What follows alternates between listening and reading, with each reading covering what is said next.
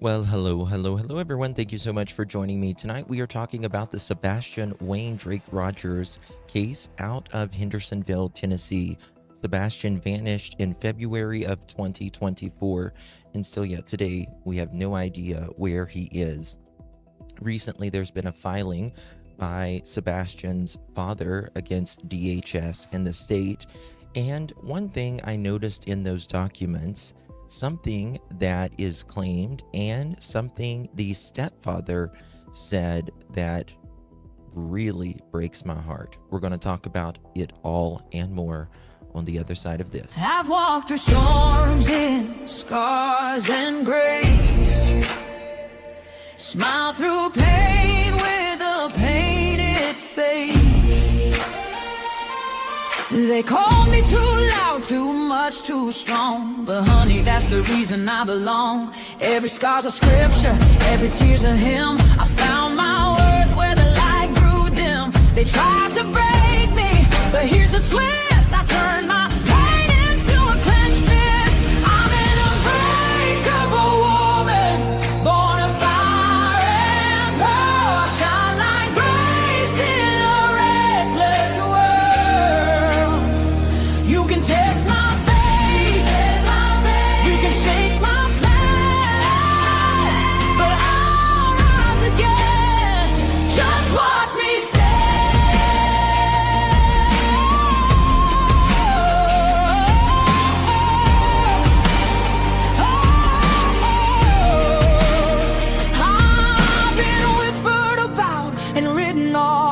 judged by the gloss, not the cause. But God don't build weak hearts from gold. He made me fierce and he made me bold. I bend, I pray, I roar, I rise with mascara, tears and battle cries. Don't need your crown, I forge my own.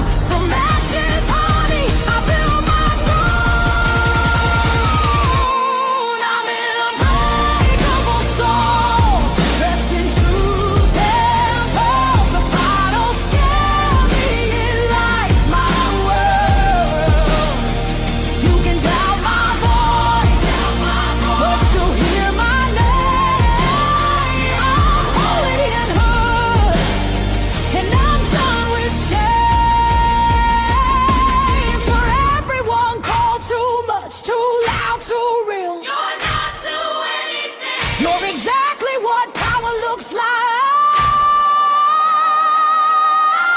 I'm an unbreakable soul, through the fight and flame. My scars are stories, my strength, my faith. Faith in my heart, fire in my curves, forever divine.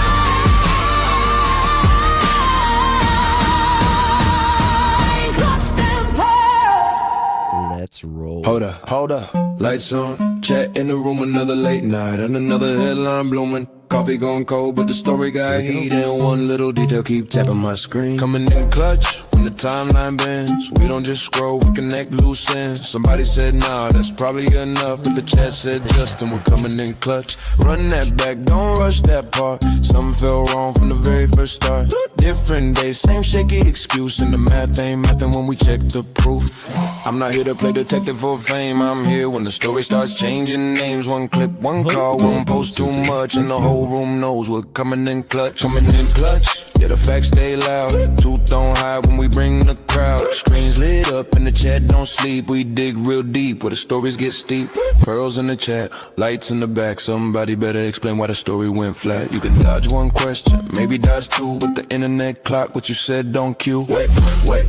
Say that again, you said it was there, then it wasn't back then. You said you forgot, but the record got saved. Now the chat's wide awake and the room just changed. Coming in clutch when it all gets strange, when the facts get buried and the tone starts change. We don't need drama, the truth does enough, that's why they pull up, we're coming in clutch.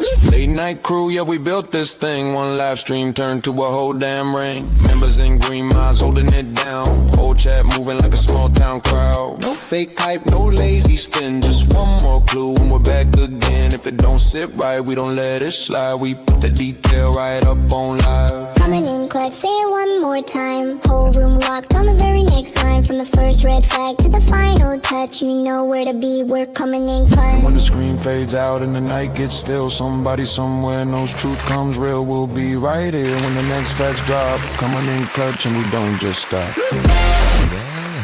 Hello, everyone. Good to see you all. Thank you all so much for joining me. Really do appreciate your time. You could have chosen to be anywhere on YouTube. You have a lot of options anywhere on the internet, anywhere in the world, and you chose to be right here. I know your time is very valuable, and I do appreciate you spending some time with me. Today is July 23rd, 2026. It is currently 6:02 p.m. on the East Coast of the United States. Bonjour. Hello. How you doing? Good to see you all. Guys, I was going to go live with Sebastian Rogers last night. I was going to do 2 lives, and I was taking down laundry in between. You know, you got to do stuff. And I think I broke my middle toe. I'm serious.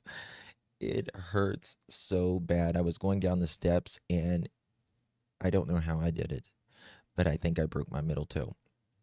And now it hurts to walk. It really hurts to walk.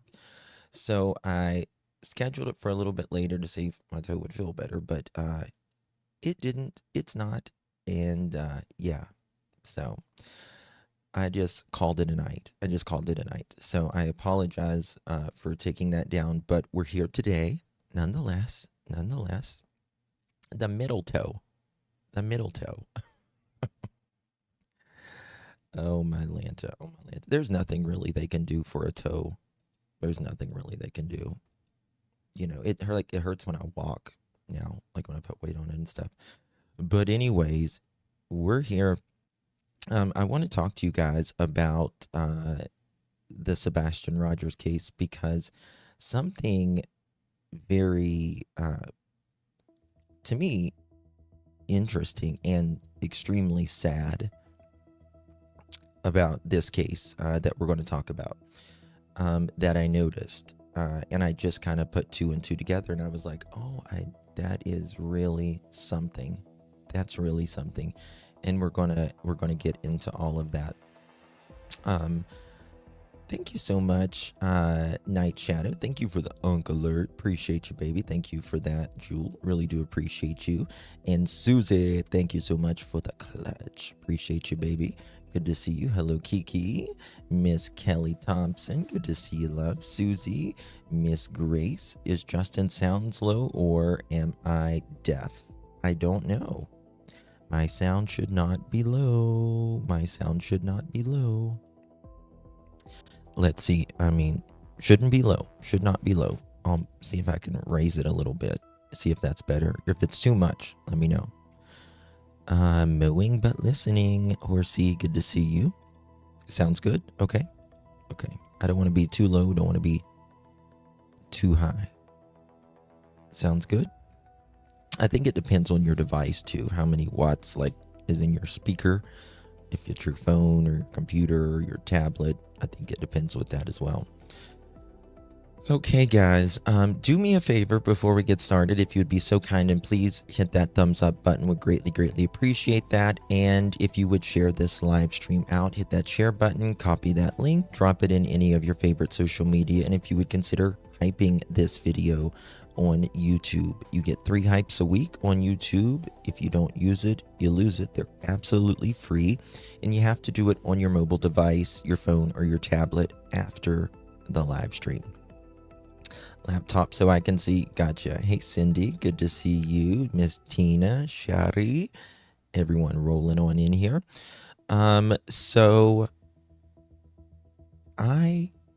Okay. Put a 1 in the chat if you were here when I covered the documents about the filing that has recently came out. Seth Rogers, the biological father of Sebastian Wayne Drake Rogers, filed a suit against DCS and the state.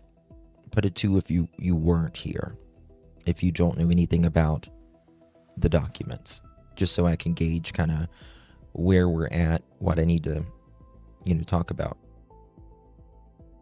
So it looks like everyone pretty much. Okay. So in this, okay, so Brittany, there we go, Brittany B. Okay. So in these filings, let me see if I can just show it real quick, and show you what I'm talking about. So there was a DCS or CPS call, whatever you want to, call it. It depends where it's at, right? Where you're at. But there was this accusation that is in this filing that the stepfather had hit or smacked Sebastian in the stomach. Now, we know that Sebastian has a chromosome deletion. He has autism, and he's got different types of like ADHD and all that. But I completely forgot about something. And I was like, that, it made me even more sad. Even more sad. And I'm going to show it to you in a minute. Linda, thank you so much for your silver star. Appreciate you, my dear. Leftover pizza, good to see you. Mods, by the way, I want this to be an open dialogue. Do not time anybody out for having a difference of opinion. It's absolutely fine. Just keep it respectful. Cindy said it. Cindy said it. Yep. That's where we're going, Cindy. That's exactly where we're going. I completely forgot about the chest plate. Now, why did Sebastian have this chest plate? Well, because he had a condition where his, like, one side of his chest grew faster than the other. It's a condition. I don't know what it's called.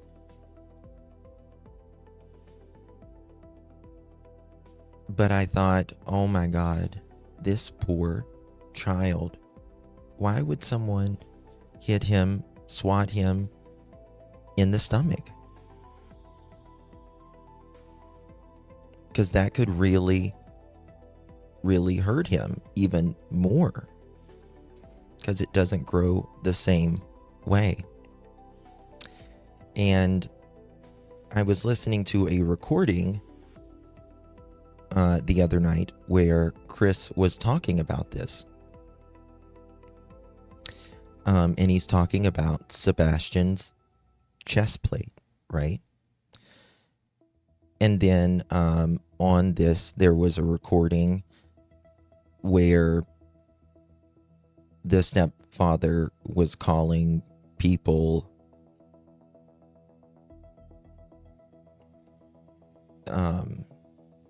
the re-ed word as well, which is another accusation that is made in this filing. That he would say disparaging things to Sebastian. And also the neighbors claim that he says that he wishes Sebastian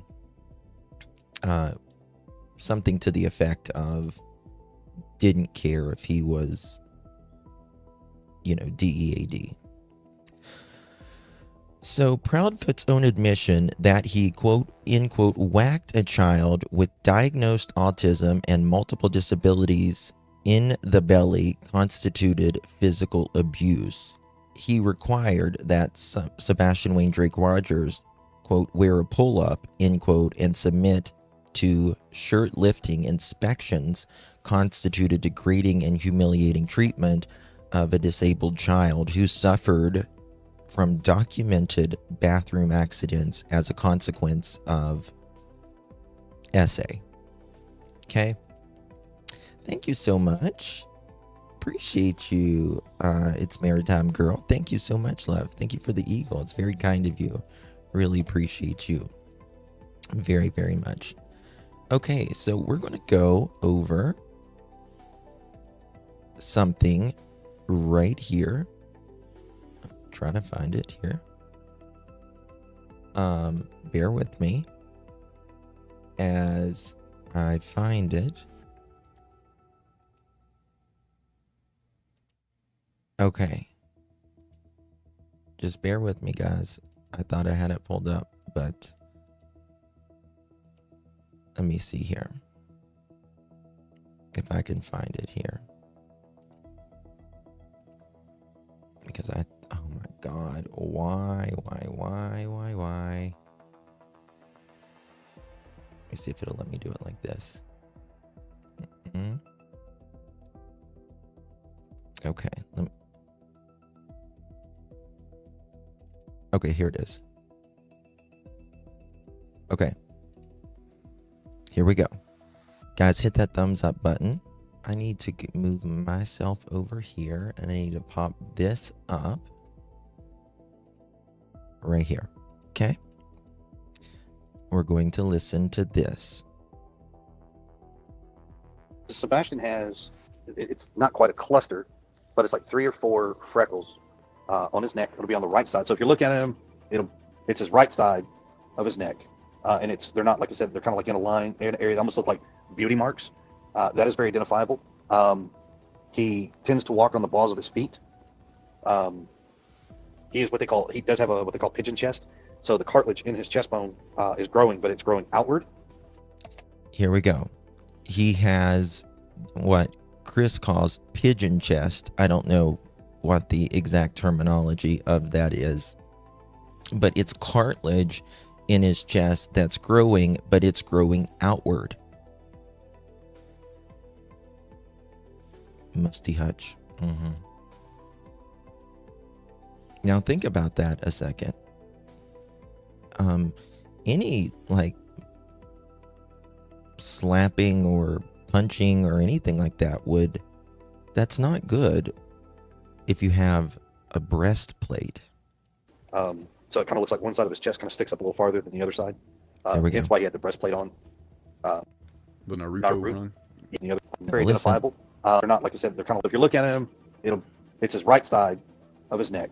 And they're not, like I said, they're kind of like in a line area. They almost look like Thank you, direct beauty current. marks. Thank you, love. That is very identifiable. He tends to walk on the balls of his feet. He does have what they call pigeon chest. So the cartilage in his chest bone is growing, but it's growing outward. So it kind of looks like one side of his chest kind of sticks up a little farther than the other side. That broke my heart whenever I heard that. Now, I want to say that this is the stepfather's very own, him verbally talking about Sebastian's chest, which we knew he wore a chest plate. And then we have the filing of what Seth Rogers filed.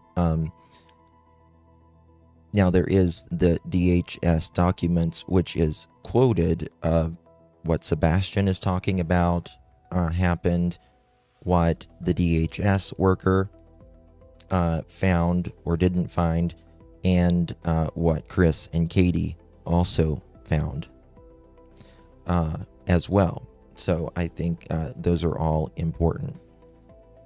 Thank you so much, Jules, for the floating heart. Appreciate you, my dear. Thank you very much, love. What he wears. What do you mean what he wears? Sebastian? Okay. Now listen to this. Hence why he had the breastplate on. The Naruto run. Yeah. The Naruto guy. Yep, he runs like that. That's very identifiable. His smile is very identifiable. When he smiles real big, like goofiness, he's got this huge smile. His teeth are kind of out there, and he squints his eyes, kind of thing. If his hair is grown out and he doesn't brush it, he's got a real gnarly cowlick. I mean, he can make alfalfa jealous. Okay, so there's that. Now, I want to go over. Let me see if this is it. One second.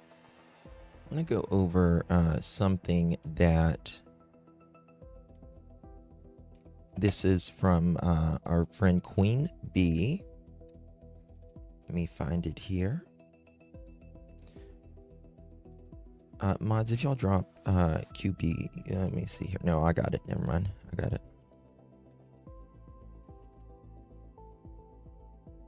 Okay. Look at this right here. Now we're going to listen to Chris talking about some other things. Can't say one nice thing about Sebastian, can he? Makes me sick. Well, I just hate the disparaging. I don't know. It breaks my heart whenever I thought about. Justin, can you please tell us if the one case is or is not because he went missing? That they have to open a case because of someone. No. So when someone goes missing, they do not have to open up a case. That is not true. They do not have to open up a case. What law enforcement has to do is they do have to notify DHS or CPS. So they don't have to open up a case. They did open up a case when Sebastian went missing, CPS or DHS, that they did.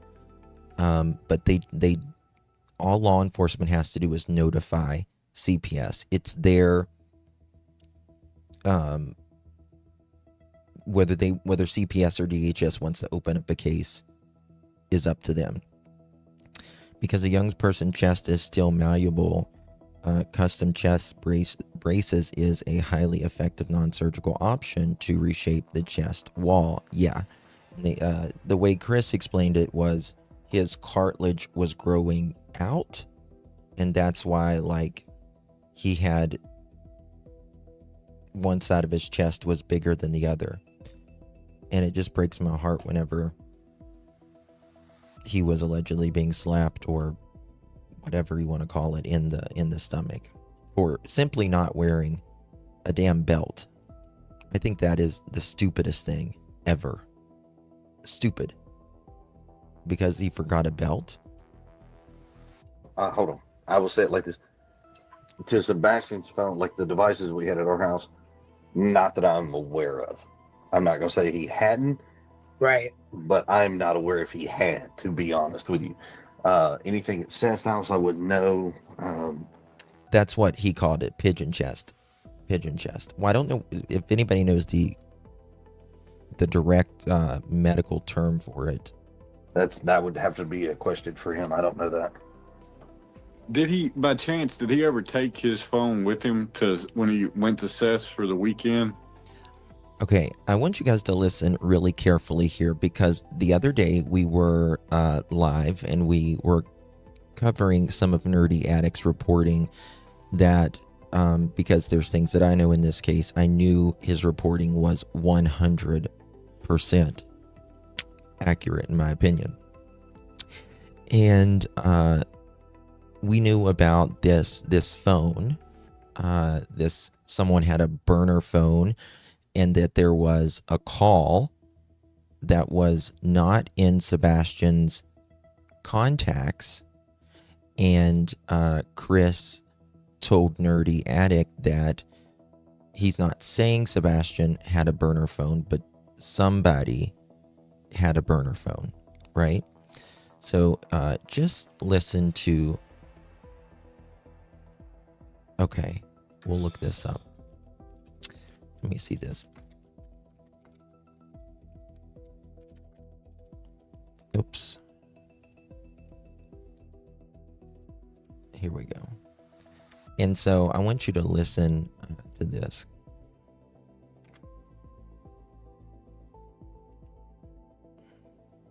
Oh, that's interesting. Okay.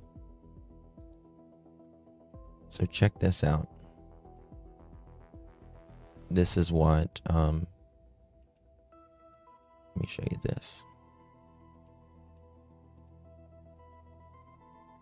So I guess this is what, oops, Sebastian had. Like some of it can be sunken in, especially like right in the middle. Right there. Yes, it's stupid. It sounds like Chris was just looking for a reason. Yeah, I agree. I knew someone whose sternum wasn't growing inward, had to have surgery. Yeah, I think you can. Sometimes they do surgery. Sometimes they do other things. Right. Okay, here we go. Listen. Did he take his phone that, you know, it was at y'all's house? Did he ever take it with him? Yeah. Okay. I was just curious about Yeah, that. see, we were wondering because Seth said something about signal at the pond or whatever. There was a certain pond they like to go to and go fishing because he could get signal. We were thinking if he had signal, if he had the phone that you guys gave him, he wouldn't have to go to no pond for, or, you know, go to a pond where there's signal close by. He would already have it on the phone, right? Yeah, but he wouldn't be able to get on the internet if it's locked down. So he had to be talking about another phone. There's no other option. Like, his phone. Now, I find this very interesting. I'm going to have to talk to Seth, see if he'll tell me a little bit more on this. But Chris, I might as well pull that up to refresh you guys on that. Let me see here.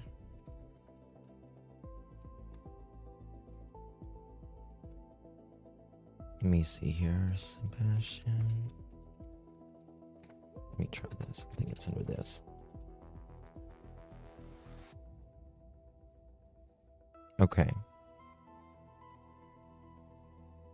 Here it is. Okay. Let me find where it talks about this real quick. Because so you guys will know exactly where I'm going with this.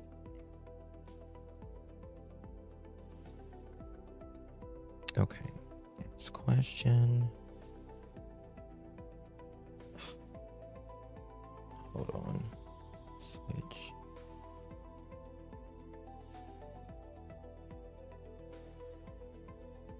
Bear with me, guys. I apologize. I want to make sure I got this right.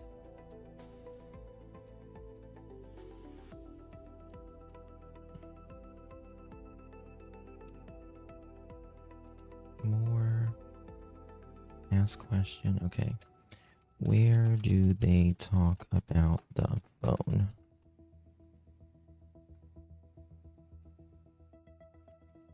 Okay. Listen to this right here. Let me take this down because I just don't want you guys to miss it.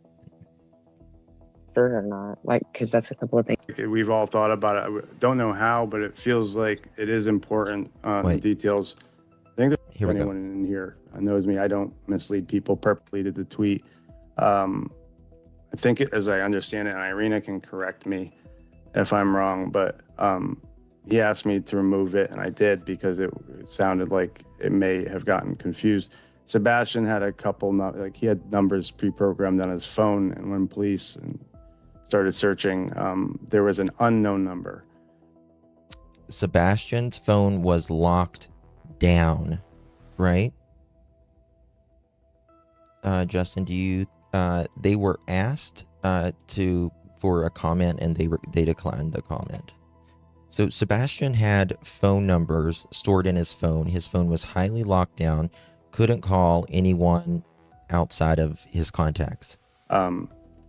Sebastian had a couple, he had numbers pre-programmed on his phone, and when police started searching, there was an unknown number.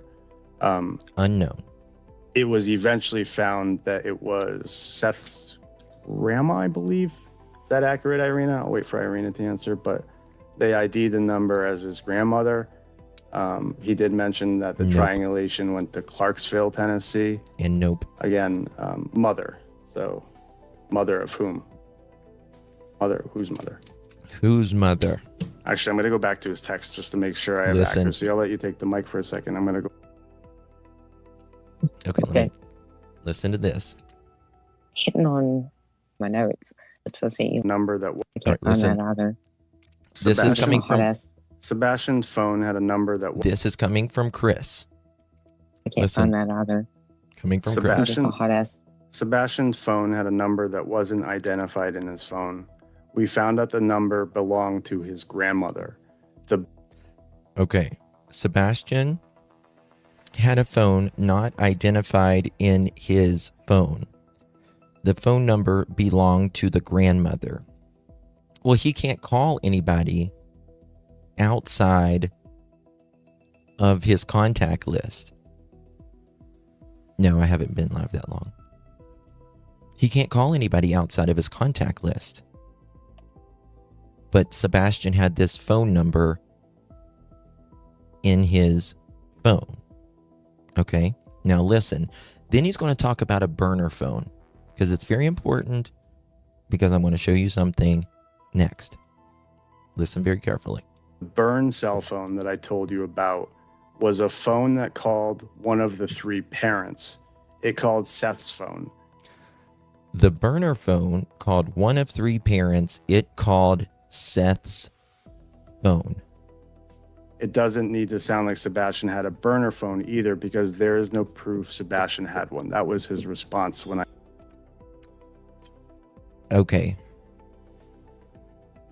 He says it called Seth's phone. It doesn't need to sound like Sebastian had a burner phone. Had a burner phone either, because there is no proof Sebastian had one. That was his response when I tweeted out what I tweeted. Because there's no proof that Sebastian had a burner phone. You guys need me to read that one more time? Sebastian's phone had a number that wasn't identified in his phone. We found out that number belongs to his grandmother. The burn cell phone that I told you about was a phone that called one of the 3 parents. It called Seth's phone. It doesn't need to sound like Sebastian had a burner phone either, because there's no proof Sebastian had one. Okay.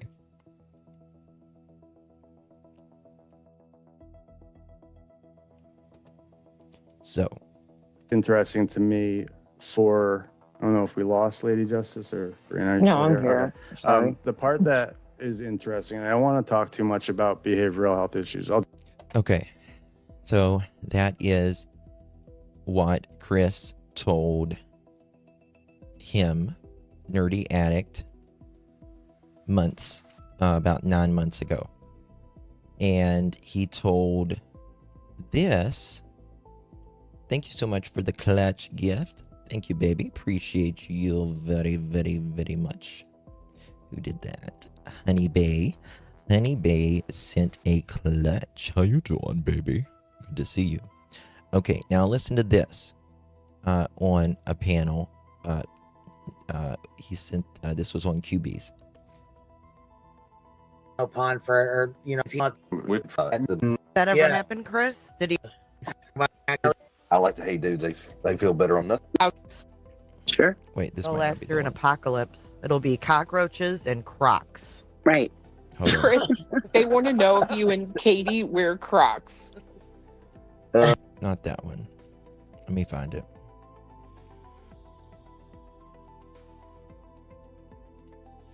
Okay. Is that it? Let me check. It might be it. Let me check. Call it my cankle because it gets really big. I always wear the outside. Okay, that one's not it. Did I exit out of it? Please tell me I didn't exit out of it. Okay.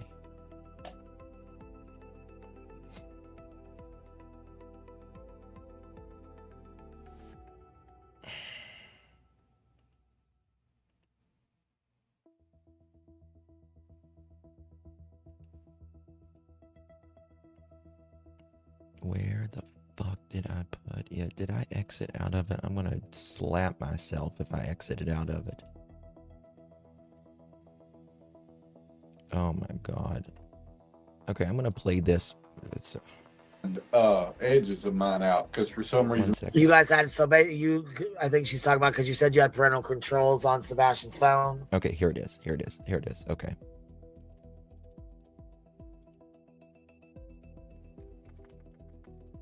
Listen. Shoe choice. Those are comfy. They are. I mean, there's nothing. Don't get me wrong. Nothing against the Crocs. I just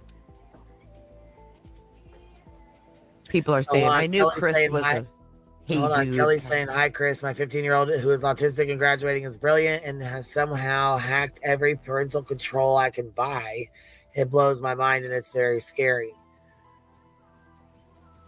You guys had, I think she's talking about, because you said you had parental controls on Sebastian's phone, that you guys had and she's saying, like, basically her son is autistic as well, and he's hacked into all her stuff. Like, he's hacked through it. He's basically overrode like the parental controls. Has that ever happened, Chris? Did Sebastian ever get around that?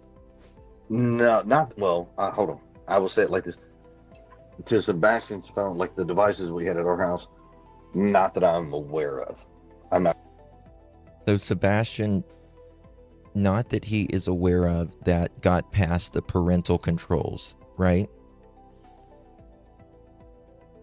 So how was that call made out? I'm gonna say he hadn't, right? But I'm not aware if he had. To be honest with you, anything at Seth's house, I wouldn't know. That would have to be a question for him. I don't know that. Did he, by chance, did he ever take his phone with him to when he went to Seth's for the weekend? Did he take his phone that it was at y'all's house? Did he ever take it with him? Yeah. Okay. I was just curious about that. See, we were wondering because Seth said something about signal at the pond or whatever. There was a certain pond they like to go to and go fishing because he could get. Well, at the dam, there was allegedly a cell phone signal and a hit. We were thinking if he had signal, if he had the phone that you guys gave him, he wouldn't have to go to no pond go to a pond where there's signal close by. He would already have it on the phone, right? Yeah, but he wouldn't be able to get on the internet if it's locked down. So he had to be talking about another phone. There's no other option. His phone from our house. Now, this comes into the burner phone. The burner phone. Who had the burner phone? Because Chris said in Nerdy Addicts, he said, I don't want it to seem like Sebastian had a burner phone. Because there's no proof that he did have a burner phone. Was very locked down. I mean. Oh, okay. So, I mean, even if he took it with him, he wouldn't have been able to use, like, his biggest thing, I think, was YouTube. What are you talking about, Katie? I mean, there was some restrictions about him being on YouTube. Right. So he didn't have access to it. So, I mean, he wanted to use it to listen to music and watch his videos. That was cut off. Because it became a problem. So if he left the house, though, with his phone, would he be able to connect to a different Wi-Fi that if someone gave him the password to theirs? No. So the device itself was the lock, not the programs. The device itself was the lock, not the programs. Gotcha. Now, see, we were watching that show, and then a lady in the chat said that she had actually given one of her old phones to her son, and he gave it to a girl at school. All I could think was, what the heck if somebody did that and gave Sebastian one, Right. Not realizing. I've thought of that, too. Yeah. Yeah, I mean, that's always been a question. That honestly, we don't have an answer. The best answer I can give everybody is, to our best recollection, Sebastian did not have any other phone other than the phone that Katie and I provided to him. Of course, Sebastian didn't have another phone. Of course, Sebastian did not have another phone. So where is this burner phone coming in? Right. Anything at his father's house, we are not aware of. So I don't know.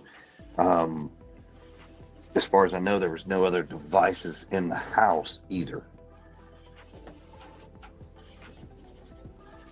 Remember that one girl, Queen? I think she actually had 2 phones. Like she had the phone that her mom and dad gave her. Then she got the one at school, and she was actually using the phone that her mom and dad gave her as a hotspot to connect to the secondary phone. To connect to the other phone. You know what else though too? That one lady that came up here, she was talking about her teenage daughter had actually took her iPhone and logged out of the iPhone and logged into. Some kids are very smart with, devices and stuff, but they said Sebastian didn't get like a whole other screen that made it like a completely different phone. Like a whole nother Apple ID. Yeah, I heard about that. It's crazy. Kids are too smart these days. Well, I mean, hell yeah, and then they learn. Well, Chris says this phone number triangulates to Clarksville, to the grandmother's home, or whatever, the grandmother's phone. I think that's how he uses it. His grandmother lives in Texas.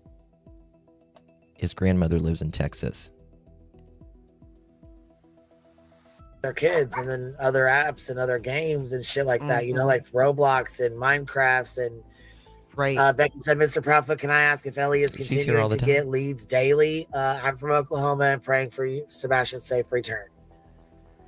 For last we heard that they had leads had slowed down. So I don't know if they're daily.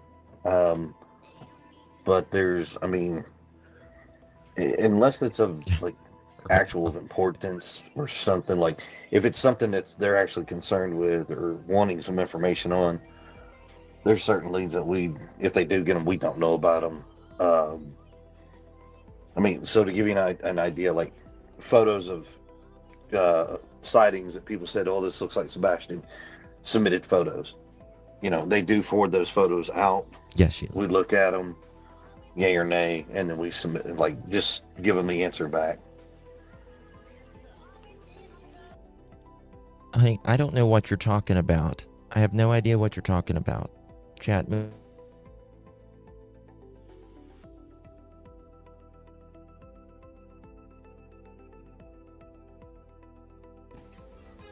Email me if you have a question or text me. Did you see that the Koberger hearing was hacked today for a few minutes? Hacked? It was problems, like things like that. But it's like, he seems to have gone very far for someone with social you know what I mean? Like he's working on a TA and getting a doctorate. Right. And it's like, I don't know. You know what she said? Ann Taylor said that she has listened to at least 100 hours of interviews with people that interacted with him at WSU, and she said it's all. She has one more question. It was stated by Seth. Okay, can you ask Chris why Microsoft contacted Ellie? It was stated by Seth. Any accounts that Sebastian may have had or anything like that, they reached out to everything. They reached out to I think Google, because the kids actually had the school accounts and stuff like that. So they reached out to anybody he may have had an account with or something. So they really, they even got that, yeah. You don't have to pay for a question. All you have to do is either ask it in chat, text me, email me, send a carrier pigeon, whatever it is. But I have literally 600 people in 2 chats right now, and it goes by pretty quickly. So you can keep asking it, or you can text me. That'll get directly to me, 307-228-4906, or alljustice, the number 4, the letter U, @gmail.com. Or you can super chat. Sure, that'll get it. That'll always get it. Yeah. Thank you, Miss Dolores. Appreciate you very much. I don't know what you want from me. I didn't see your question. If I didn't see your question, write it again. Send me a text. Send me an email. I've got every single thing how you can contact me out there. Okay? Thank you, Miss Dolores, for your super chat. I appreciate you. I mean, but Microsoft, I mean, it would have had to come through probably a computer or something. We don't have Xboxes. We only have the PlayStations. So Yeah. there's no telling.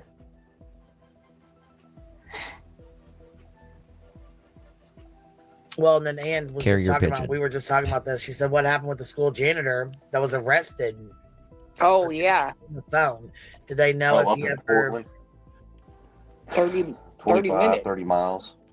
Okay, now want to go back to here and listen to this. I think it's 35, 38. Anyone in here? Started searching. Like he had numbers. Sounded like I'm wrong, but he asked me to remove it, and I did because it sounded like it may have gotten confused. Sebastian had a couple, like he had numbers pre-programmed on his phone, and when police started searching, there was an unknown number. It was eventually found that it was Seth's grandma, I believe. Is that accurate, Irina? I'll wait for Irina to answer, but they ID'd the number as his grandmother. He did mention that the triangulation went to Clarksville, Tennessee. The triangulation went to Clarksville, Tennessee. Thank you, Mini Panthers. I enjoy super chat, my comments and questions you deserve. Thank you very much, honey. Appreciate you very, very much. Thank you, love. Again, mother. So, mother of whom? Mother, whose mother? Actually, I'm going to go back to his text just to make sure I have accuracy. Well, you know, that's what has me questioning, Sherry. That because Chris makes it seems like it's Seth's mom. Makes it seems like it's Seth's mom, but Seth's mom lives in Texas, and it makes me wonder: is it his mom? Is it his mom?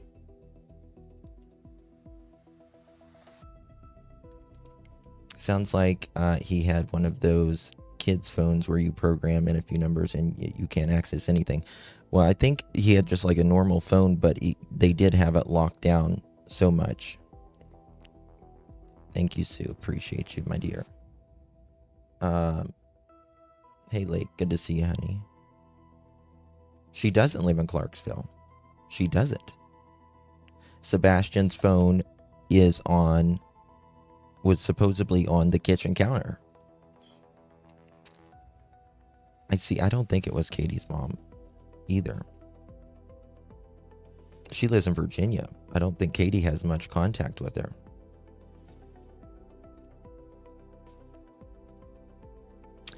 Okay, that's fine. Let me just get you out of here then. So you don't have to listen to a grifter, okay? You take the mic for a second. I'm going to go. She was there for the search. I wonder if she I was trying to prior see where I found that for the search. about a dog hitting on Chris's mom? Is water. that who you mean? And Sam? I know I've seen that a bazillion times, and I even have it somewhere shuffled away in my notes. But I can't find it right now. And also those video clips I sent you last night, I can't find that either. Sebastian's phone had a number that wasn't identified in his phone. We found out the number belonged to his grandmother. The burn cell phone that I told you about was a phone that called one of the three parents. It called Seth's phone. It doesn't need to sound like Sebastian had a burner phone either. So you're right, Face of America. You're right. There was this thing that was put out that Sebastian may have called Katie's mom or talked to Katie's mom. Like, I think it was like right before he went missing or whatever. But the way Chris says it, in my opinion, he says he's going to read it again here. It called one of the three parents. I think that's how he says it. And then he says it called Seth's. Let me see how he says it again. Thank you so much, Norma. Appreciate you, honey. Good to see you. Thank you. Very generous of you. Thank you for the the GOAT trophy. Thank you very much, honey. Because there is no proof Sebastian had one. That was his response when I tweeted out what I tweeted. You guys need me to read that one more time? Sebastian's phone had a number that wasn't identified in his phone. We found out that. But you just heard Chris say that Sebastian never got around any of the settings that he's aware of and couldn't call out or anything. But here, this is Chris directs text to Nerdy.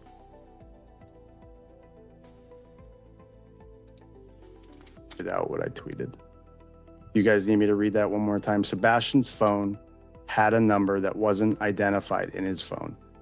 We found out that number belongs to his grandmother. The burn cell phone that I told you about was a phone that called one of the three parents. It called Seth's phone. It doesn't. Okay. My question is, it says it called Seth's phone. But where's the grandmother come into this? Called one of the three parents. Just language like that, you're obviously hiding something because people don't talk like that. Called one of three parents. It called Seth's phone. You would just say it called Seth's phone if you were, in my opinion, telling the truth. A bark phone is what it's called. It's was Mom's way of making sure my butt hadn't ran away. Right, where's the happy birthday, Millie. Happy birthday, love. Happy birthday to Millie. Happy birthday to you. Y'all make sure you say happy birthday to Millie, who was the one that called Sunday morning bragging about making pancakes. That was Chris's family. Joanne, thank you so much for the floating heart. Appreciate you very much, my darling. Good to see you. Seth said that his mom that lives in Texas would talk to Sebastian, and Seth wished that his mom let him know what Sebastian was thinking, but Robin didn't want to betray Sebastian's confidence, right? Now this is, of course, CP speaking on it. Could he have made it look like, oh, of course, absolutely, Bliss. Absolutely. Goat cheese. Sounds like he's giving them talking points. The burner phone I told you about. How was it found? I'm just saying I would rule that out. The location was in Clarksville, but that is just where it was. Thinking outside the box. What do you, I don't know what you mean saying. I was just saying I would rule that out. Rule which part out, baby? The triangulate to Clarksville comment pushing everything to Seth. Didn't need to sound like Sebastian had a burner phone either, because there's no proof Sebastian had one. Let me see what he says about the triangulation. Burn cell phone. Sebastian hot ass number belonged phone. I sent you last night. I can't find it either. In his Listen, Sebastian hot ass. Sebastian's phone had a number that wasn't identified in his phone. We found out the number belonged to his grandmother. The burn cell phone that I. Okay. So to me, this sounds like two separate situations, in my opinion. Heaven, thank you so much for the gold coin, baby. Appreciate you very much. Thank you, love. Okay. Listen. We found out the number belonged to his grandmother. Sebastian had a phone. So he had a phone. He had his phone. He had a number in his phone. And the number belonged to his grandmother, according to Chris. Okay. Now, then he goes on to the burner phone. The burn cell phone that I told you about was a phone that called one of the three parents. It called Seth's phone. It doesn't need to sound like Sebastian had a burner phone. Okay. So the burner phone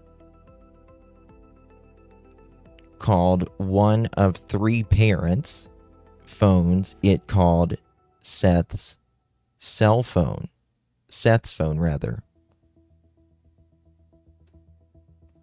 It doesn't need to seem like Sebastian had a burner phone.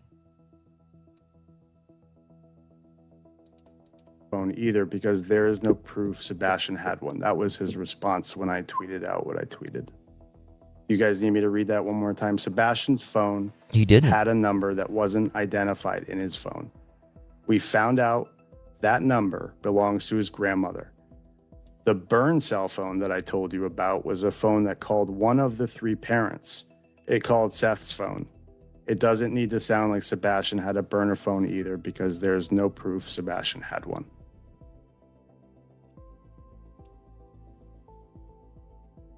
Why even say it called one of 3 parents when you're going to say it just, yes, exactly. The piece that ties in that's interesting to me for, I don't know if we lost Lady Justice or Brianna. No, I'm here. Okay. The part that is interesting, and I don't want to talk too much about behavioral health issues. I'll just say there were some, okay?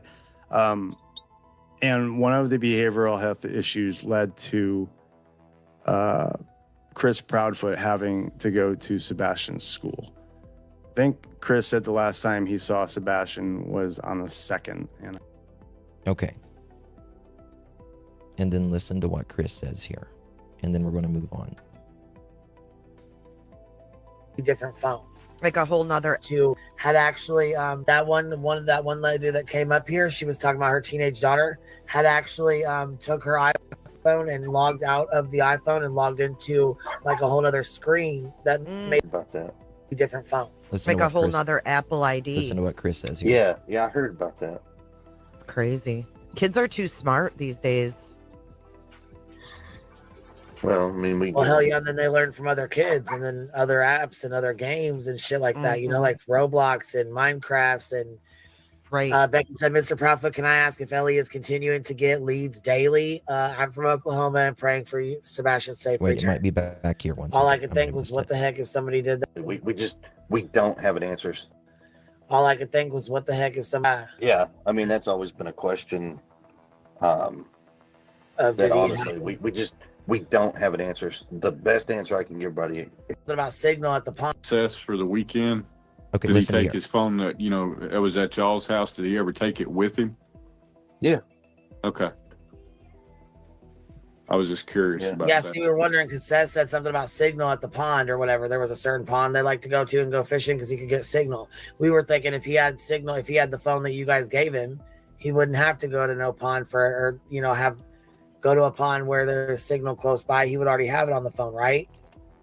Yeah. Well, you've got to remember that they went back in Chris and Katie's house a year later and got cameras that were inside the home. They got allegedly a phone and I think a laptop, allegedly. He wouldn't be able to get on the internet if it's locked down. So he had to be talking about another phone. There's no other option. His phone from our house. Listen. Was very locked down. I mean, very. Okay. So I mean, even if he took it with him, he wouldn't have been able to use like. His biggest thing, I think, was he wouldn't be able to use YouTube. You know, I mean, there was. So Sebastian would not be able to use his phone even if he took it with him?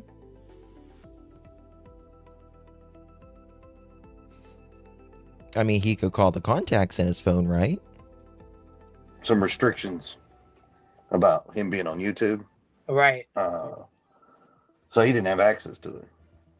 So, I mean, he wanted to use it to listen to music and watch his videos. That was cut off. Because it became a problem. Yes, so if he left the house, though, with his phone, would he be able to connect to a different Wi-Fi that if someone gave him the password? I think he was too. Mohawk. I think he could not even get into his phone unless Chris or Katie put in the passcode so he could get into the phone.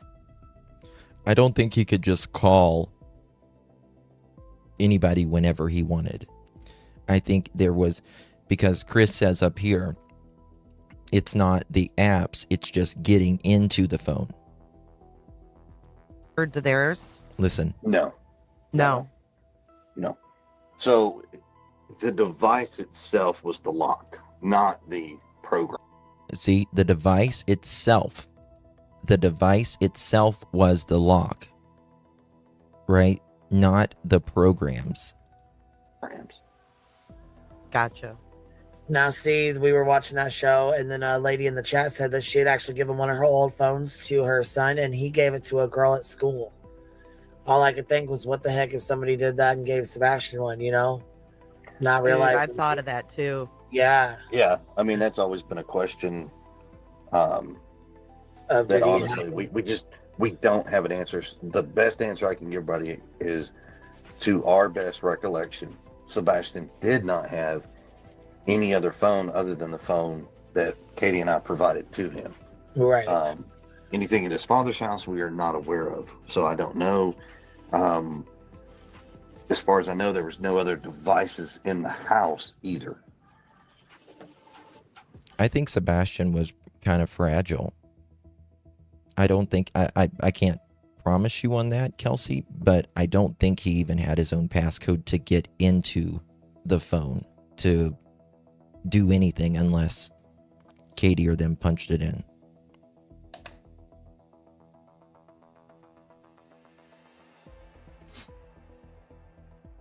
Oh, absolutely. Absolutely.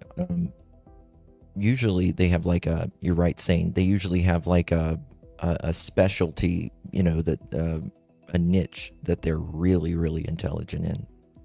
Sebastian was being suppressed to communicate with being monitored every second, even inside at 108 with no security inside or out my foot. Makes me wonder if the whole phone scenario is true. Well, I find it very interesting because of the dam. There was, allegedly, they were checking that dam that was 7 miles away. 7 miles away, because there was allegedly a ping there. Remember that one girl, Queen, I think she actually had 2 phones. Like, she had the phone that her mom and dad gave her. Then she got the one at school, and she was actually using the phone that her mom and dad gave her as a hotspot to connect to the secondary phone. So can you connect to the other phone? You know, I am so sorry, honey. Oh my God. I am so sorry you lost your hubby. Prayers and thoughts are going out to you, my dear. My gosh. I'm so sorry, honey. They did not want him telling anyone what he was going through their home. I don't know. It's what else though too? That one lady that came up here, she was talking about her teenage too smokers and crack daily. Slowed down. So I don't know if they're daily. But that is creepy. So closer to Kentucky state line. Yeah. The phone. Do they know if he ever worked at Sebastian's school? I have no idea. Was it Tennessee? That's where it happened? Yeah. I thought it was the same with that here. I'm just gonna say just one thing. I mean, there's negative narrative instead of, you know, looking at it from different angles. Everybody's just got to find a negative angle and point the finger at a person, and it's like, okay, good luck. You know? Right. Well, they act like he's a okay. All right. So now I want to go to this. Let me find it.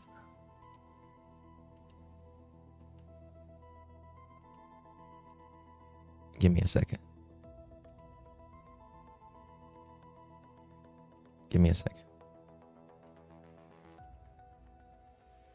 I'm listening to something.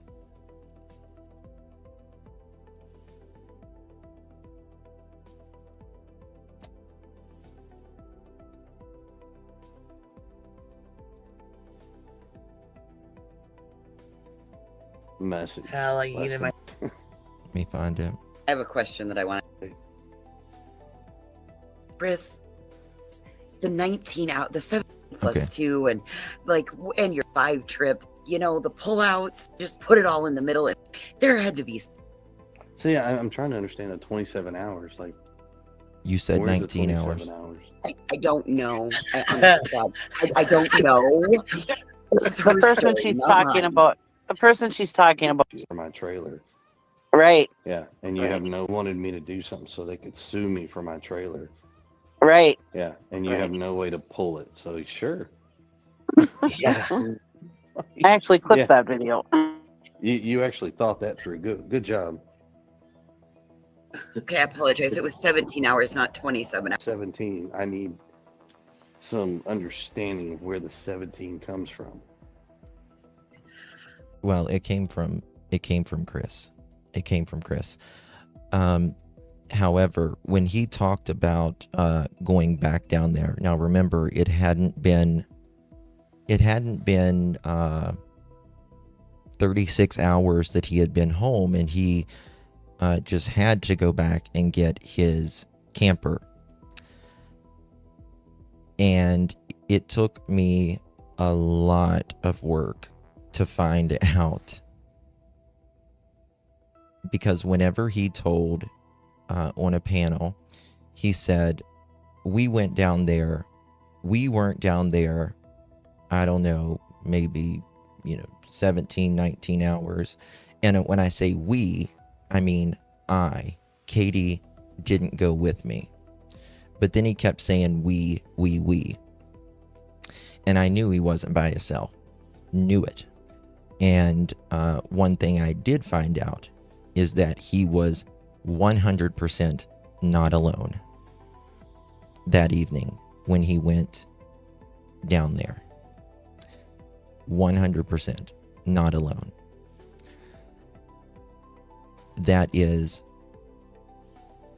absolutely not alleged. He was not alone. There was 2 people with him. Honestly, I think half hours to, and then it would make it 7 hours. That was tragedy. She's trying to prove. I can break this down real easy. She's trying to say I did something nefarious in that 17 hours that it takes. I don't know who he's referring to here, like who Chris is referring to, the woman. Allegedly drive from here, go get my trailer, pack it up, and then drive all the way back here. That it took me 17 hours, and I would have had to have done something with Sebastian. Well, he spent the night. He spent the night there. And this is, they did have his phone at the time, right? Do you guys remember? Put a 1 in chat if you remember Nina saying that he was bitching about them having his phone. Anyone remember that?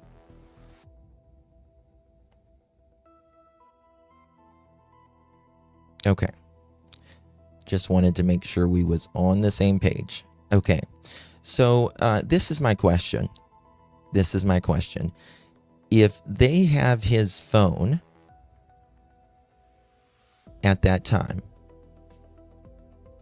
the TBI or Sumner County, if they have his phone at that time, how is he speaking to Nina? There we go. Show poodles. Yes. So, was he using, in my opinion, I'll just say, he either had to be using one of the 2 people's phones that he was with, or he had to have another phone. Maybe a burner phone.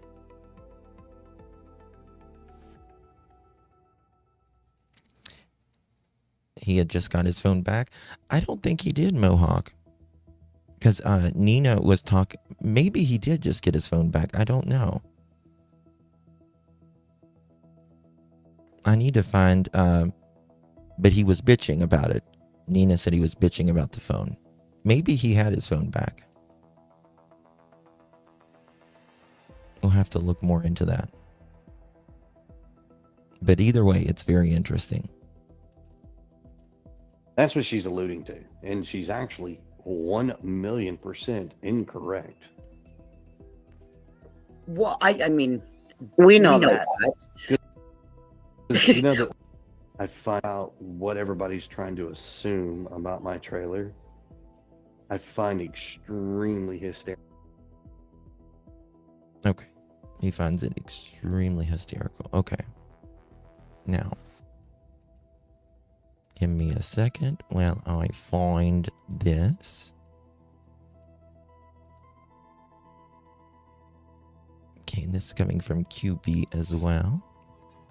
They don't understand that it was checked out twice. Right. I brought it home because at one point I was out of a job. Right. And Right. we're also coming into the time of year when campgrounds fill up like crazy. So if you don't pay, you don't get to stay. Otherwise, it becomes a big problem, right? Oh, I was, so I Do you know where pay that is, in Mohawk? advance. I pay it my whole time. Doesn't matter. See, he pays it in advance, which, you know, he's talked about this clearly. If you pay it in advance, you know, why did you have to go get it within 36 hours? You have to go all the way back. It's fine there. People leave their campers there all winter. They'll store their campers there as well.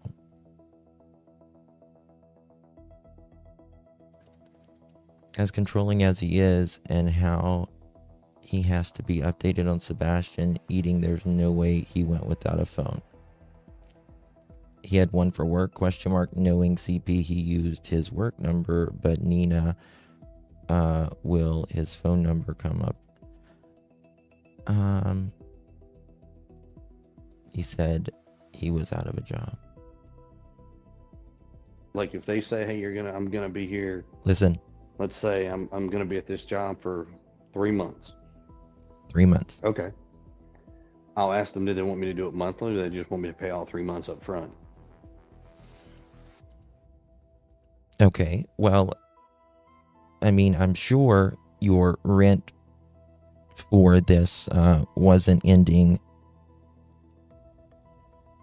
you know, when Sebastian went missing. I hate to say this, but if his phone pinged on the dam, that makes me think of Audrey Cunningham. Oh, yeah, Tim Miller had to drain the dam. Yeah, poor little Audrey. It's whatever. Right. So I'll pay. I brought my trailer home because I was talking to law enforcement. I said, okay. They were aware of everything, what day we left, what time I left. I went down there. What day we left. And then he says, what time I left. Packed it up. I spent the night because it's 3.5 hours down there. And then you got to pack everything up and get everything done.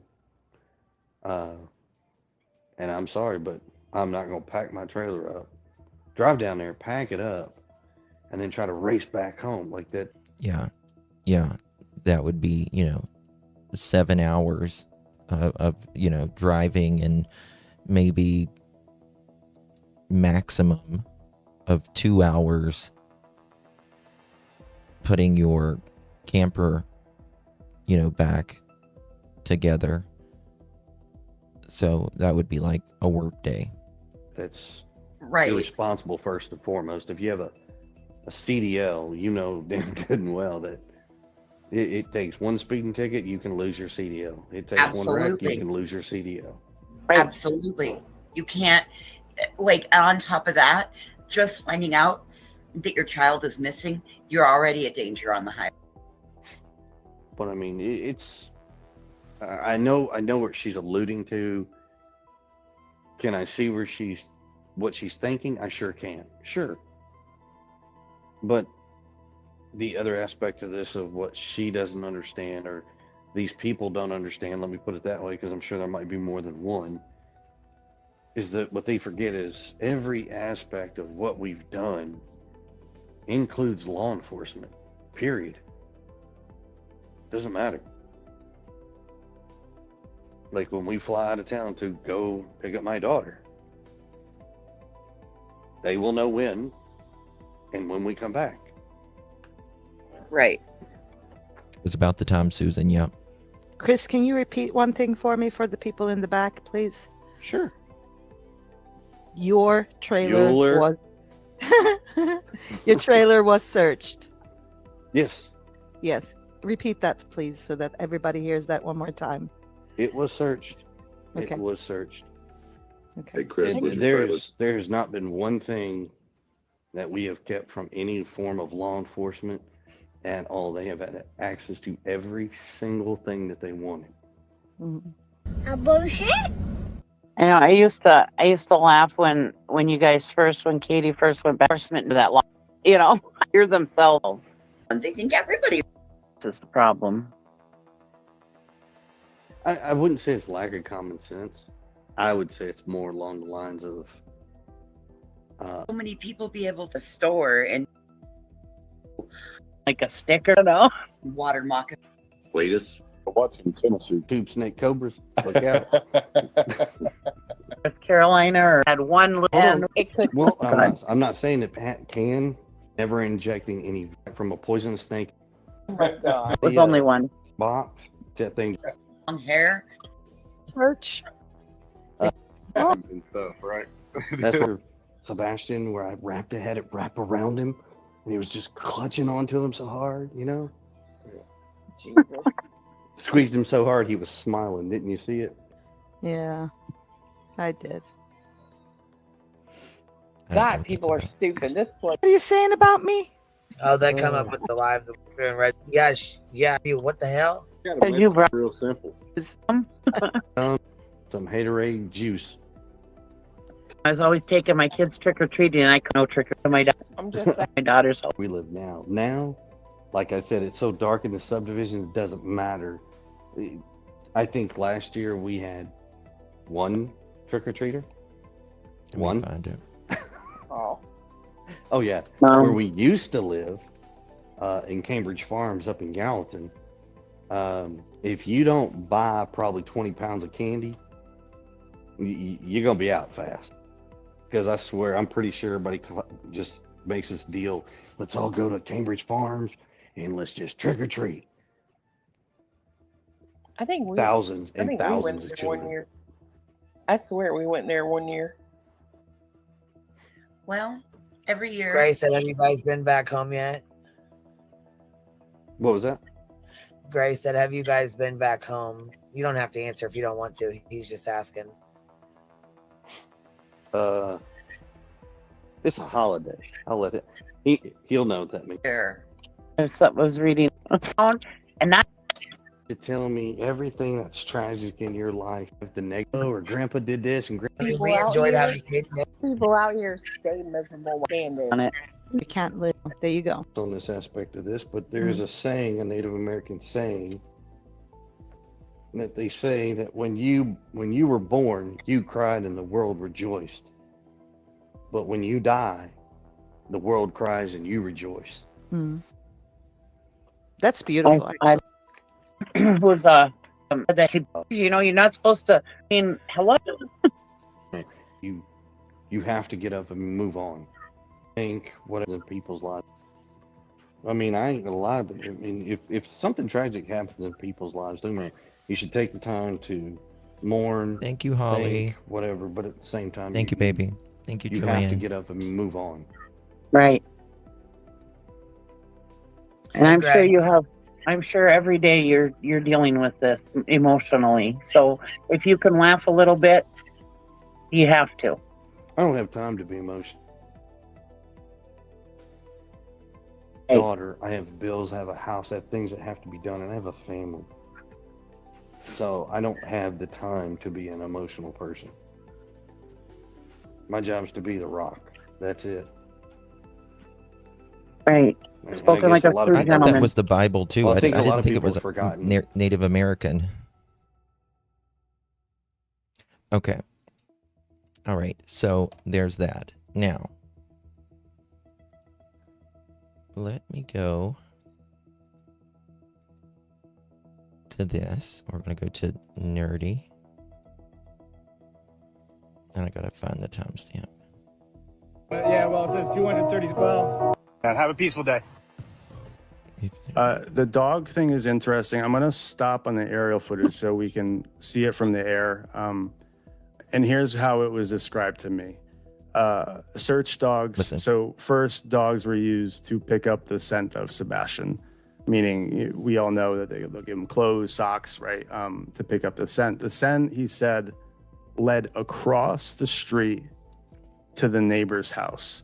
And So this is Nerdy Addict. He was in the same truck. He went down to Hendersonville. He met Chris. Chris was in the truck with him and told him that there was a scent of Sebastian. It went through, he claims, Bobby, the neighbor's yard, and he uses 3 Muslim women. And then it went down the creek, and then it went all the way to the dam. And specifically to the playscape that they had. I guess they had a playground or like a little playscape swing set slide. I don't know. But the sniff dogs went to that area first. The canines went to that area first. If I remember correctly, he said this was in between the house of Bobby and their teens and in between 3 Muslim women who lived in the house next to them. So the canines pick up the scent, they go into the playscape, and then they take it from there. They go across the street to the creek. In the first video on the ground, you see that sort of shack there, the barn there, where it says Shackle Island. That behind there is the creek. He then says that the canines continue the scent down the creek at some point, and I don't know where, but it's somewhere between the creek and Old Hickory Dam, which is why I showed it. It switches off to cadaver dogs. Cadaver dogs led to the dam. Now, I had a whole lot of questions for ChatGPT because I don't know if someone drowned 6 months ago, if cadaver dogs are going to pick up on that scent or not. I'm not a canine specialist. I'm just relaying what he disclosed. So again, the canines that picked up his scent went across the street first, in between the 3 Muslim ladies' house and Bobby's house with the teenagers. It then took them to the creek across the street, and then dogs, both canines and cadaver dogs, then followed it and stopped at Old Hickory Dam. So I thought that was interesting for a lot of reasons. I've worked water cases before, Connecticut, Riley Strain in Tennessee. Usually the dam is the most interesting area for a deceased person because they're going to get hung up there. Now, what's interesting is that he told me that the water was exceptionally high at this time of the year. And when it happened, I think if I remember, he said 10 to 12 feet higher than normal. It doesn't sound like they were able to reduce the water levels to properly check the dam. He also said that there's contention between Sumner County and TBI. Sumner County believes that, we'll just summarize, but they believe, Sebastian ran away, slipped on a rock, and drowned and died, whereas TBI doesn't believe that. They believe a different scenario here. So I'll let you guys process that, and I'm going to let you take the mic for a second.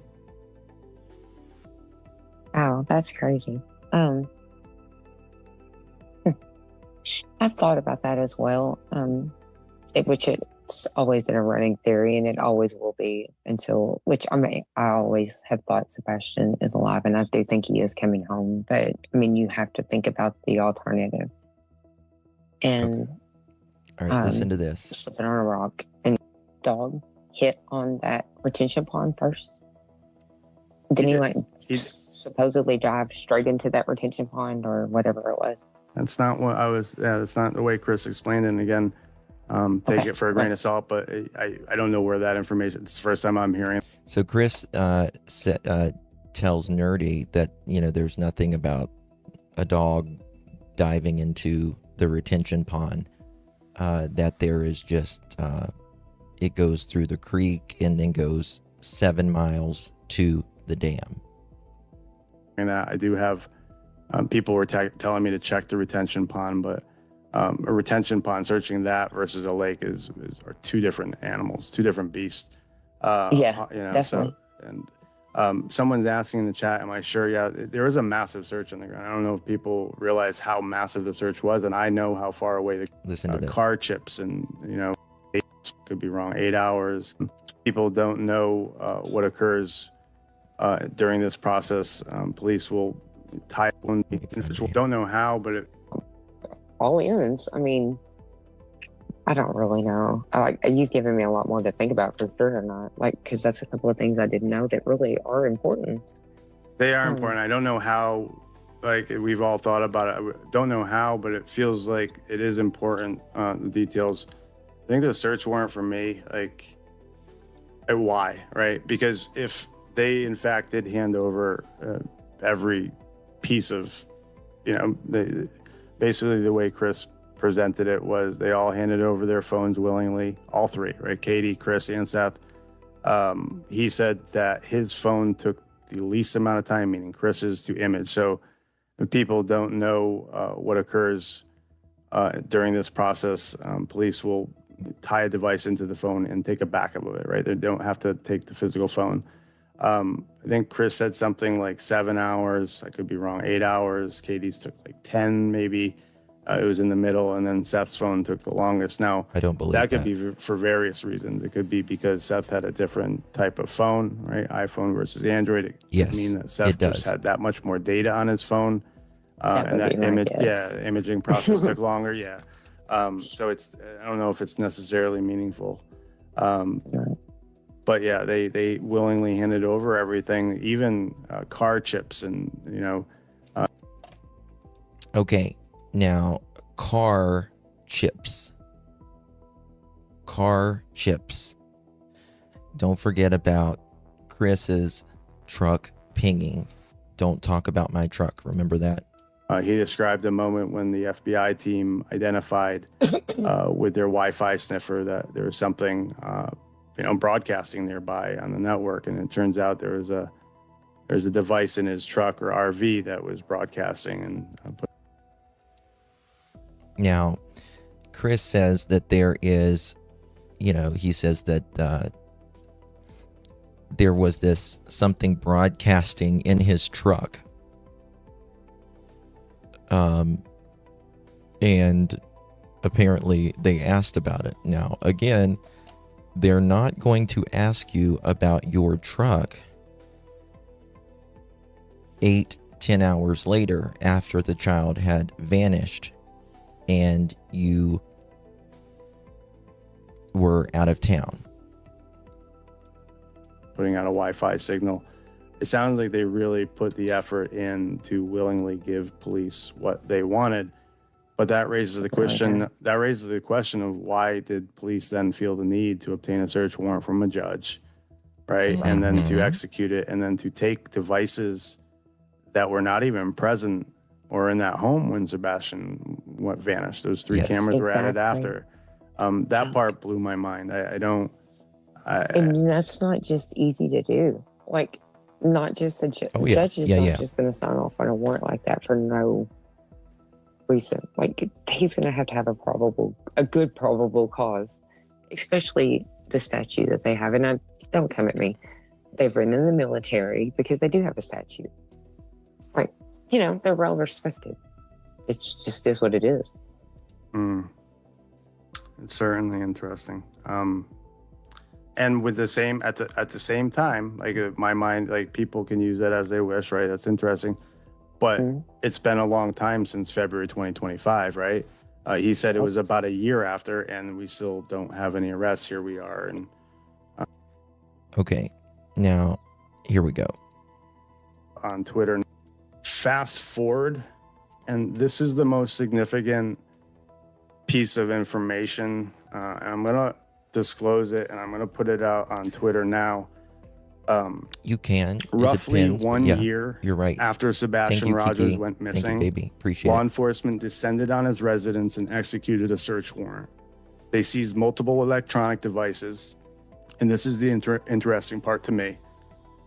So they confiscated laptops and more. And it's interesting because, Oh, I got it. Again, this is hearsay. This is someone telling me that they had already given over these devices willingly. Okay. So this is the information where I've been saying on X where it's problem. So if they had given over these devices willingly from a year ago, why would they come back to the home? Because and you can want look these at it either devices? way. Those who work true crime have to think about a find it. judge I'll signing show it to off on a search warrant, right? There needs to be probable cause. And I asked to see that search warrant or what the probable cause was. And the response was that it's sealed. Police confiscated 3 cameras in addition to all the other electronic devices, okay? And those 3 cameras were added after Sebastian went missing. One of the 3 cameras and I think a laptop and a phone. Here's the motorhome.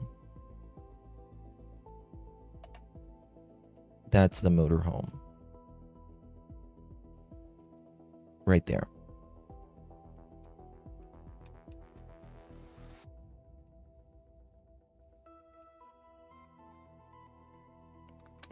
These are all my files. Let me see. I might have more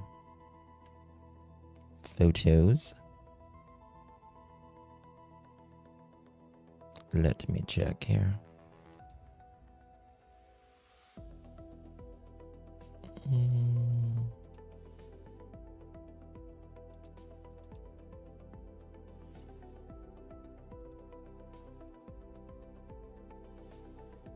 I got so much. Oh, here we go. Yeah. I was the one that found out where they originally were staying.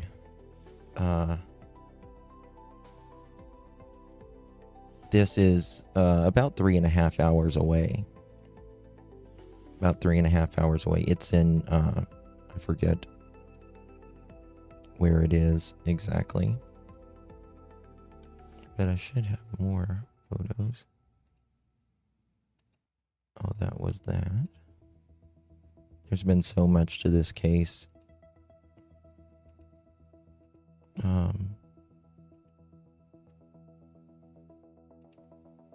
Remember the arms. That's the areas that they searched. Okay.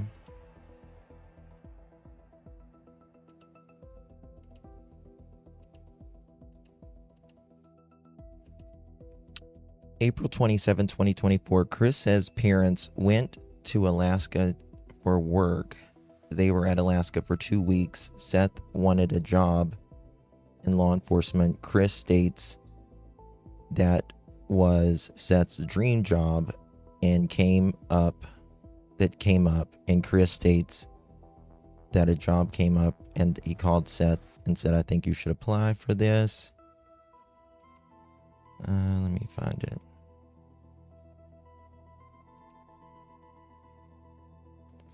That's more photos of. Oh, here's a better one right there. It's a very nice motorhome. Very, very nice motorhome. I don't know what happened. I don't want to falsely accuse anyone in the case. It's just too weird. Yeah, I mean, I just don't think Sebastian walked out on his own. At all. I don't know how anybody could believe Sebastian walked out on his own, to be quite honest with you. But that's just me. In my opinion, he put Sebastian in a truck bed and took off with his mom's plate. Yogi Bear Horn Lake, yes. I live 5 miles from there. My mom lives around the corner from it.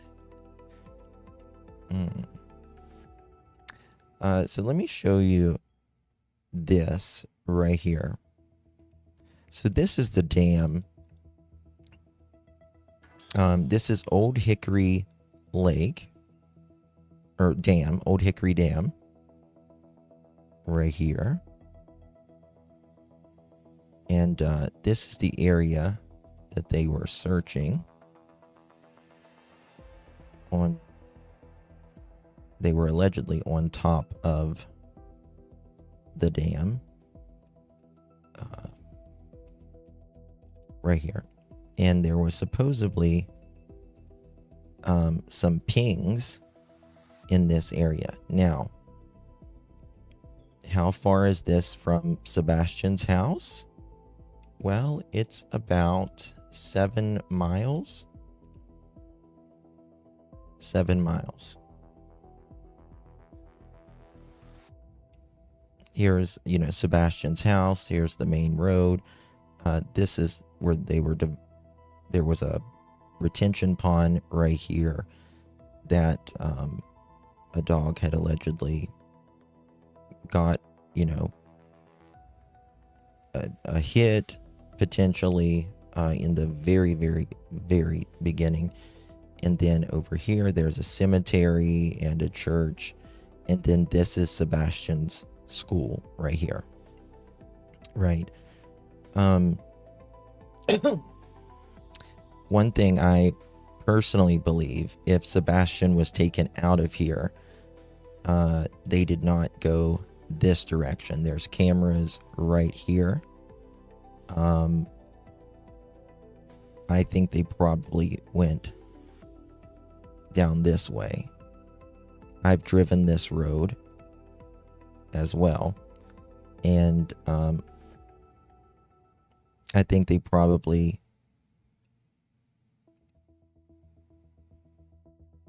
went to Old Hickory Dam.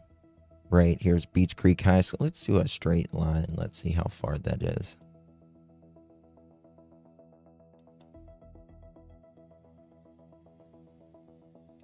The way the crow flies. Let's go to miles. That's 5.8 miles as the crow flies. It's 7 miles if you're driving. Thank you, Sharon. Thank you so much, honey, for the unk alert. Unk alert. Thank you so much, baby. Really appreciate you. Really appreciate it. A properly trained scent dog would not jump into the water. I agree. We carried him through the screen in the back porch. I'm glad there are pics of CP's arm. And of course, they weren't taken by Ellie, though. And I think they need to get forensics of that picture. I don't know, but it's really weird. So here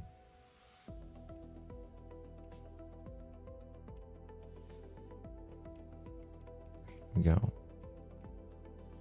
Okay, now I'm going to show you this. Let me play this real quick so I can pull something up here about those electronics. Shoemaker, thank you so much for the unk alert. Appreciate you, babe. Thank you so very much. Really appreciate you. Guys are very sweet.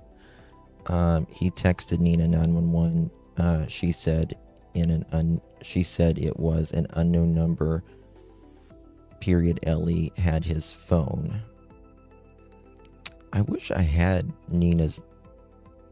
I don't think I have that recording. I probably have it where I played it on one of my videos, but I wish I just had Nina's interview.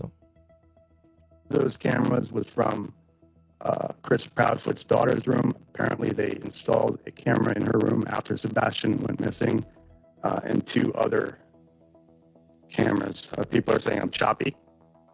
Could be bandwidth, I don't know.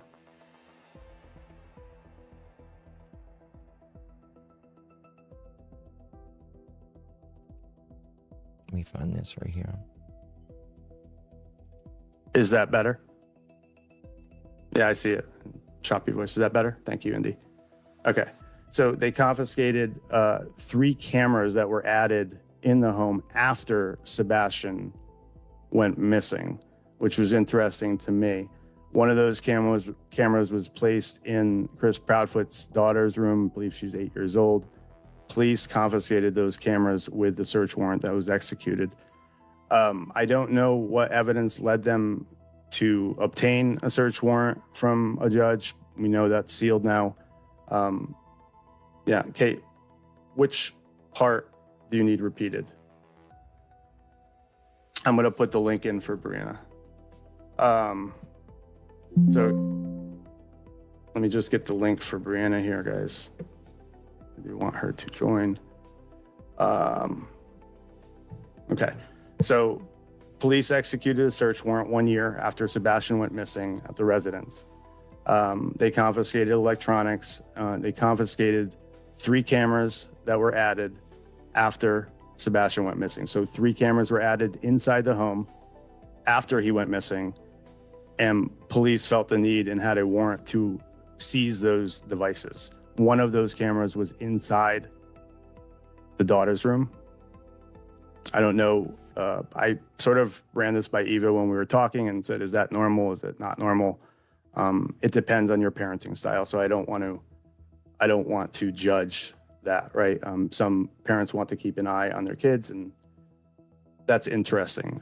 It's also interesting because I don't know. I asked his dad, like, do you trust Katie?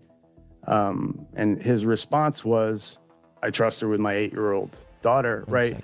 But then the fact that they had to put a camera in the room just sort of struck me as odd. So that was the first piece. The link should be there for Lady Justice when she joins. I should see her. Hey, there you are. Okay, let me put you on the screen here. Not my face, please. Oh, you could turn off your video before I put you up here. But actually, no, I think folks can hear you. I don't even need to put you on the screen. Can everybody hear Lady Justice? Wait a second for the chat to respond. Go ahead and say something. Yeah, they're saying yes, so they can hear you. How are you, Lady Justice? What do you want me to call you? Lady Justice, Brianna, what do you want me to call you? Brianna works because I was getting some really ugly comments about Lady Justice. So I'm assuming there's another one running around. Okay. Hopefully, if it gets choppy again, let me know. This is a new setup. But roughly 1 year after Sebastian Rogers went missing, law enforcement descended on his residence and executed a search warrant. This is 1 year after he went missing, seizing multiple electronic devices, including 3 cameras that had been installed after his disappearance. That was the information that he was guarding and did not want disclosed. 1 of 3. Okay, we're going to go to this right here. Okay, because he talks about some phones right here. Let me see here. Out, or if somebody came into the home. Could they have gotten through the garage door? No, unless they know the code or had the clicker, which they did not. Do you lock your doors at night? Yes, ma'am. Could he have left on his own through those doors? He could, yes, ma'am. But I heard in another interview where Mr. Proudfoot said he was not a, quote, wanderer. He didn't wander around. He had never left the home before on his own. Is that right? Correct. We haven't had issues with him running or taking off in the past. Okay, let me ask you a couple of questions regarding the doors. Do you have any home surveillance, anything at all that would have given us an idea or a clue if the door had been opened or not, or a window? Not directly from our house. Well, then from where? That's what we were hoping, that neighborhood Ring cameras and may have picked something up. Gotcha. I want to go back to that. Now, the neighbor across the street had cameras, had a doorbell Ring camera. It was so sensitive that if anyone would turn the light on in Sebastian's house or off, it would pick it up. So if it would pick up a light inside the home, if someone was coming out of the home, it should certainly pick that up, in my opinion. At night, you said you were up till midnight. You were reading something. What were you reading? A chapter for school. So here, Katie talks about reading a chapter for school. that was new to us when she brought this out. The sirens going off at the moment was perfect. That was new. Okay, now I think Chris chimes in here. A chapter for school. Are you in school? I was, yes, ma'am. I've since dropped my classes for the time. What are you studying? Business administration. Business. Gotcha. Where do you go to school? DeVry. So that night you go to bed at midnight after you've been talking to Mr. Proudfoot on the phone. You put the dogs away in a cage, a crate, inside the home, and you go to bed. Did you? So my question is, they get on the phone. Let me see if I got this timeline down real quick. They get on the phone at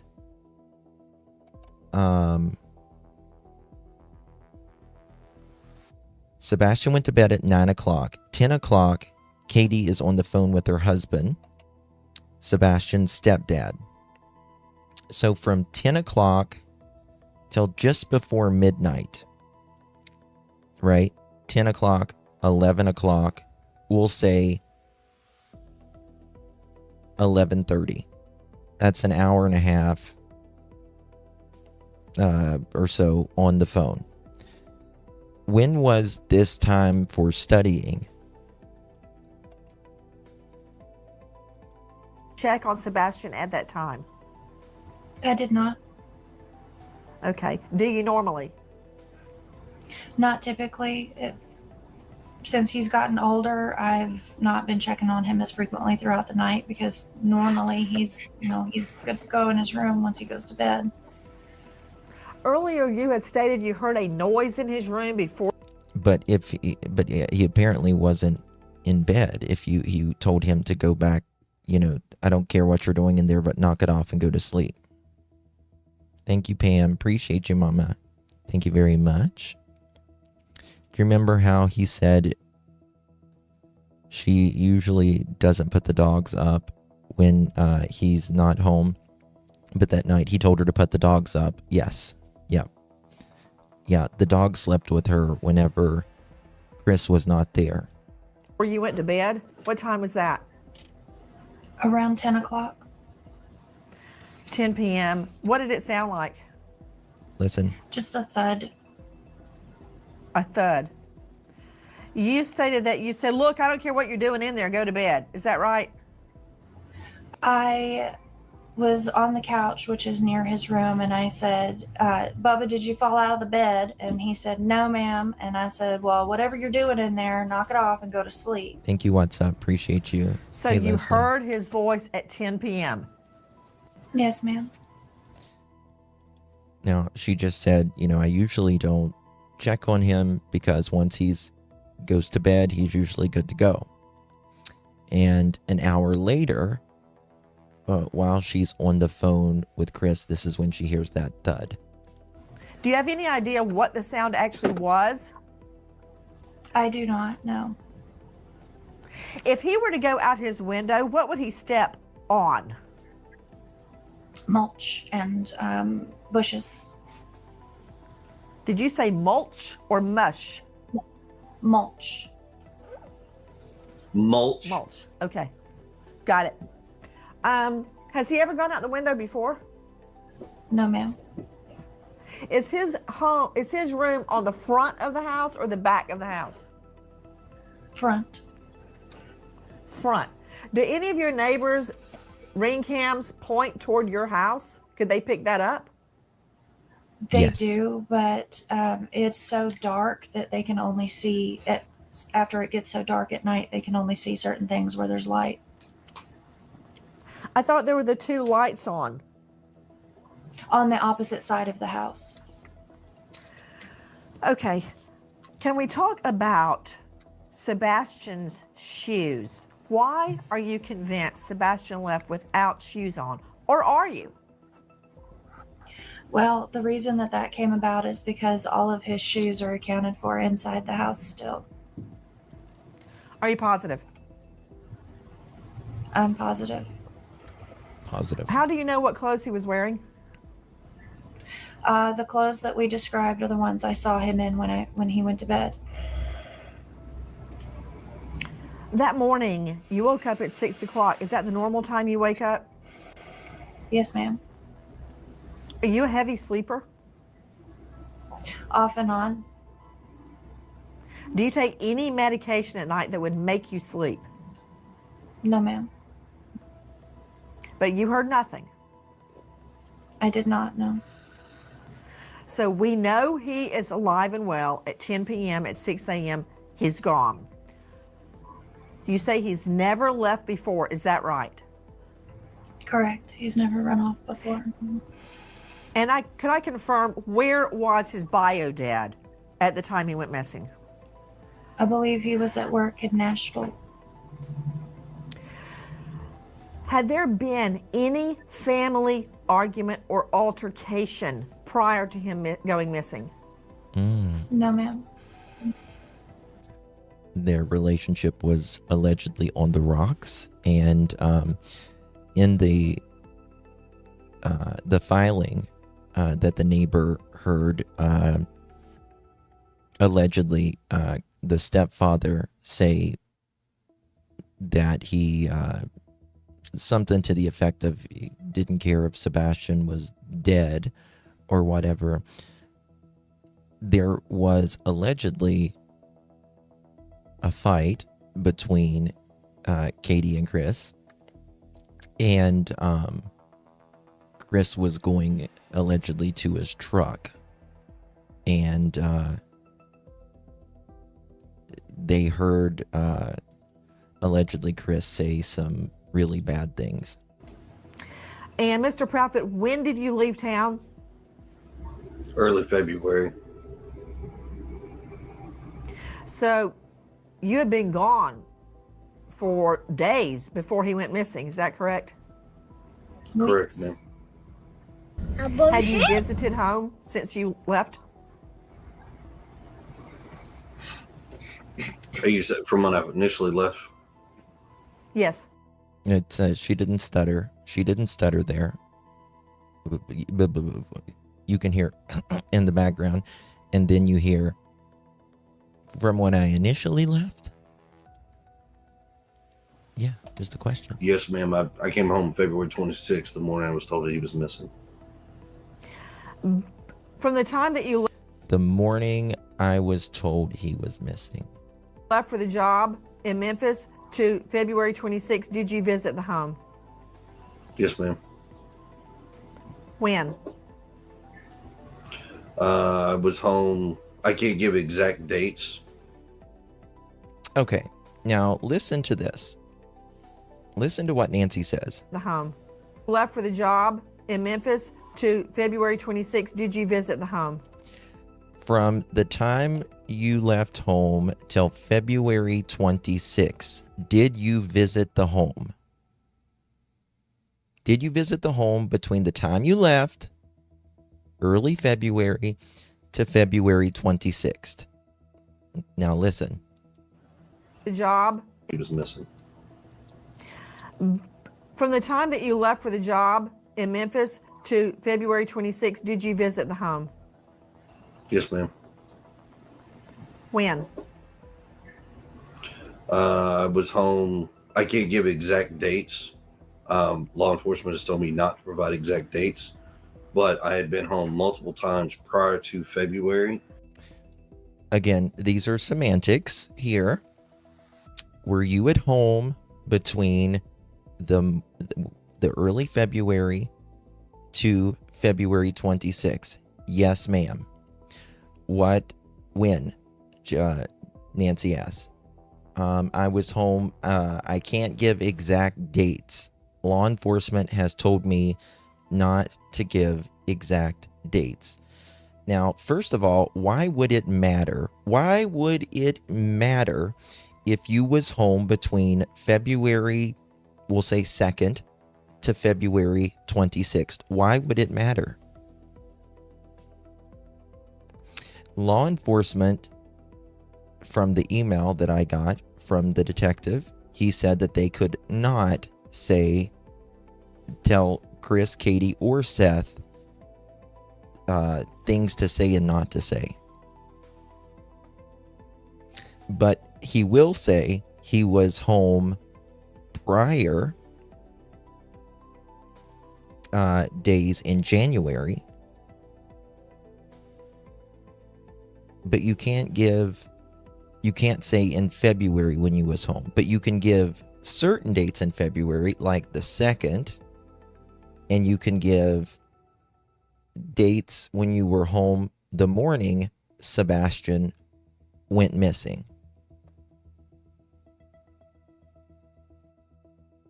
Even though the claim is Sebastian walked out on his own accord, what would that have to do with you? It wouldn't have anything to do with you. This is something you're claiming that a 15-year-old boy just walked out of his home.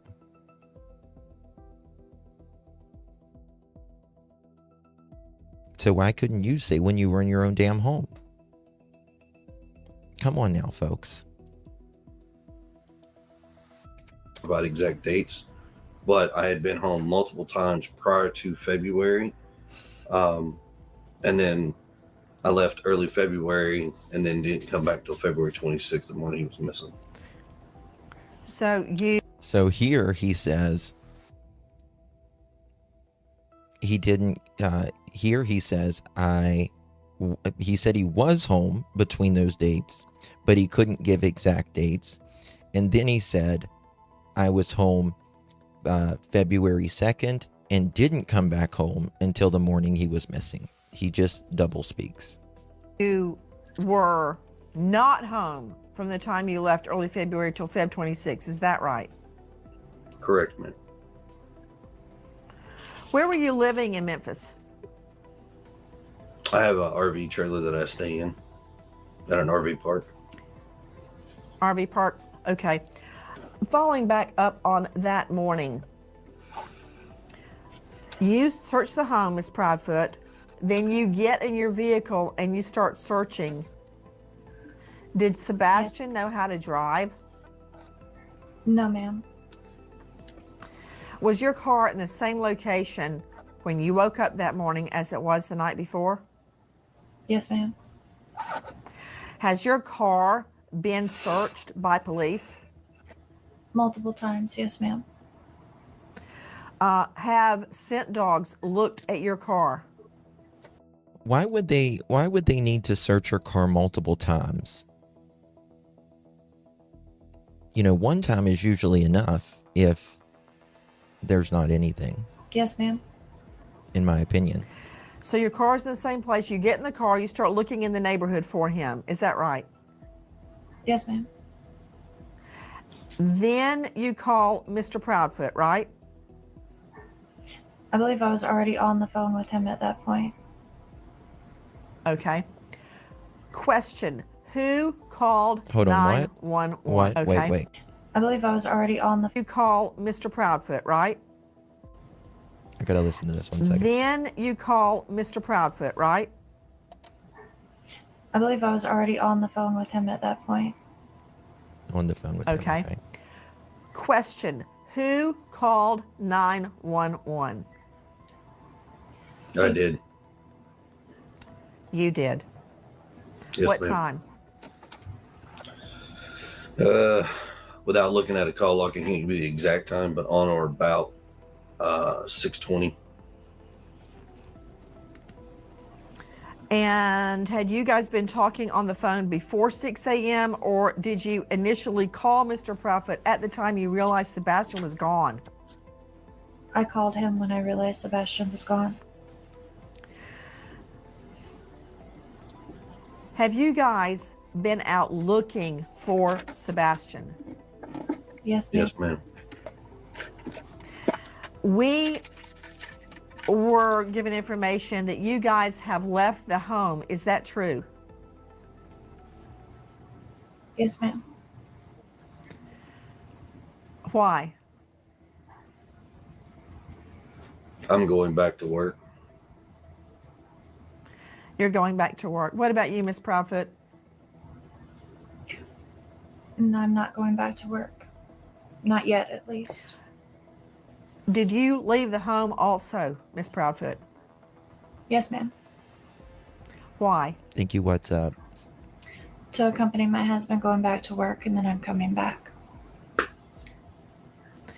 Okay, when will you be back? Do you know yet? No, not yet. Are you concerned about being away while the search is ongoing? Absolutely, I am. Then why are you going? Because my son could be anywhere, and we're looking everywhere and anywhere.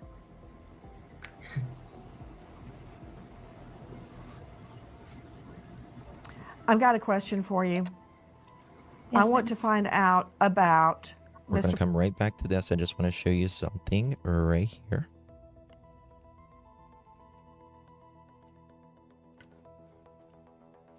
This is Chris on YouTube. Someone asked, okay, well, where were you when Sebastian went missing? Can anyone vouch for you entirely? Did you and Sebastian get along? Why are you in a custody battle in New Mexico? When was the last time you actually saw Sebastian? And last but not least, what do you think or know about the security camera footage with the flashlights? Chris says, I was in Memphis working. I cannot give you a timeline due to the fact that law enforcement agencies have asked me not to give that information out.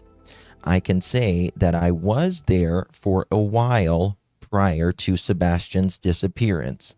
Yes, Sebastian and I got along greatly.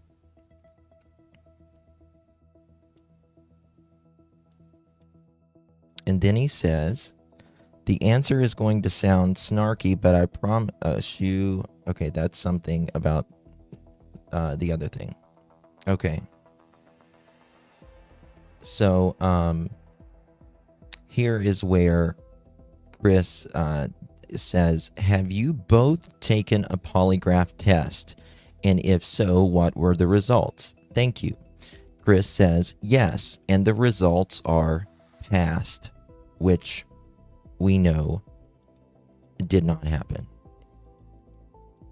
Did not happen. Proudfoot hitting Sebastian with a belt. What happened?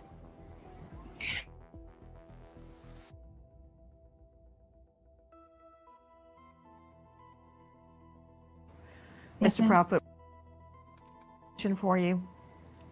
Yes, I want ma'am. to find out about Mr. Proudfoot hitting Sebastian with a Yes. belt. Yes. What happened?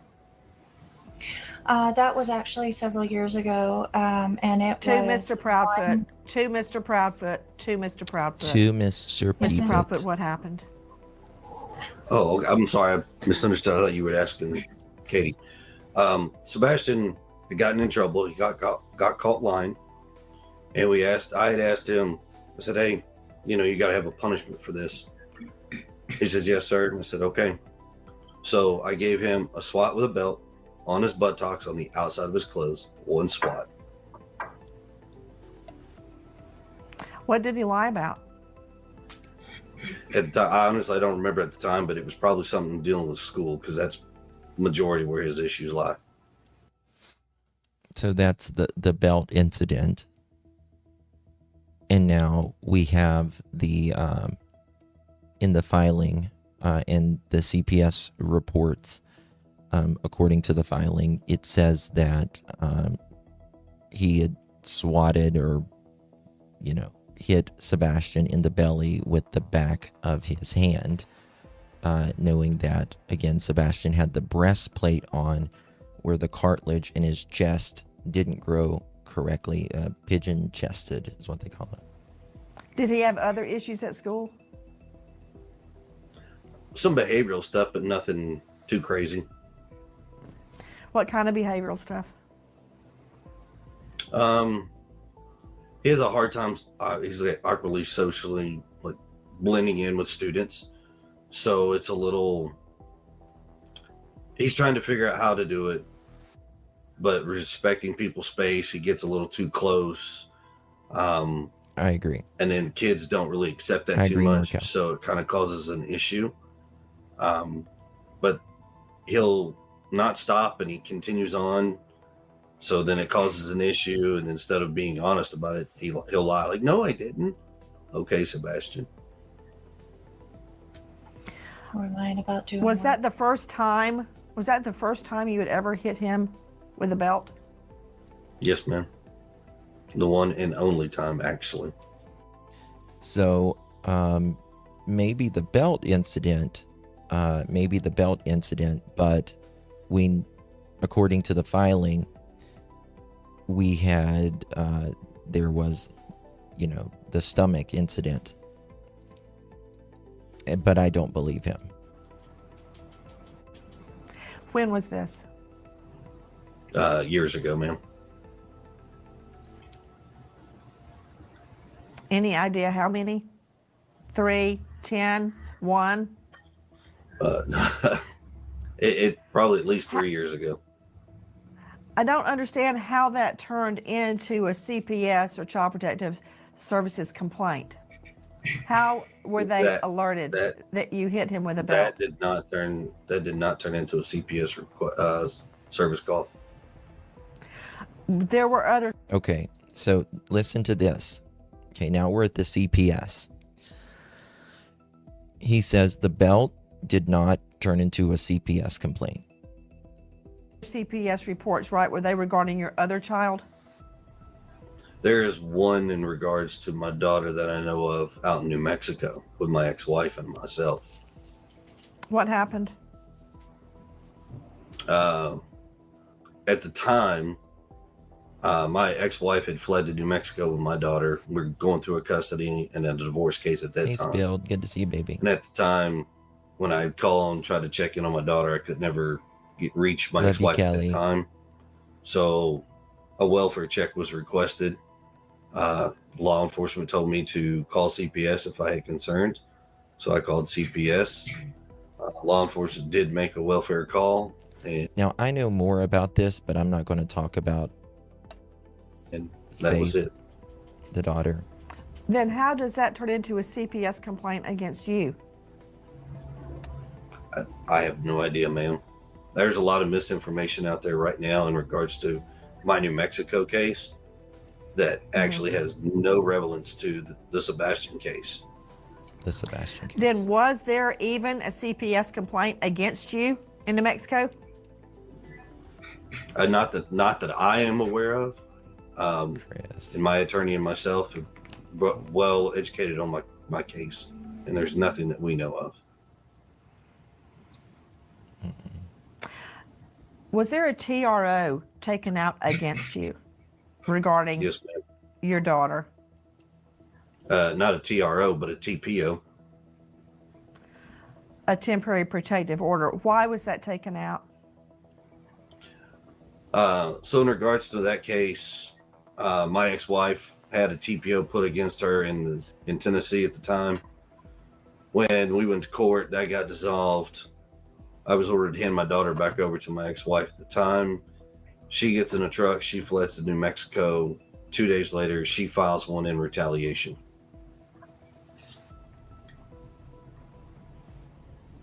Is it still in place? No, ma'am. That was dropped within, I think, 2 weeks of it being put in place.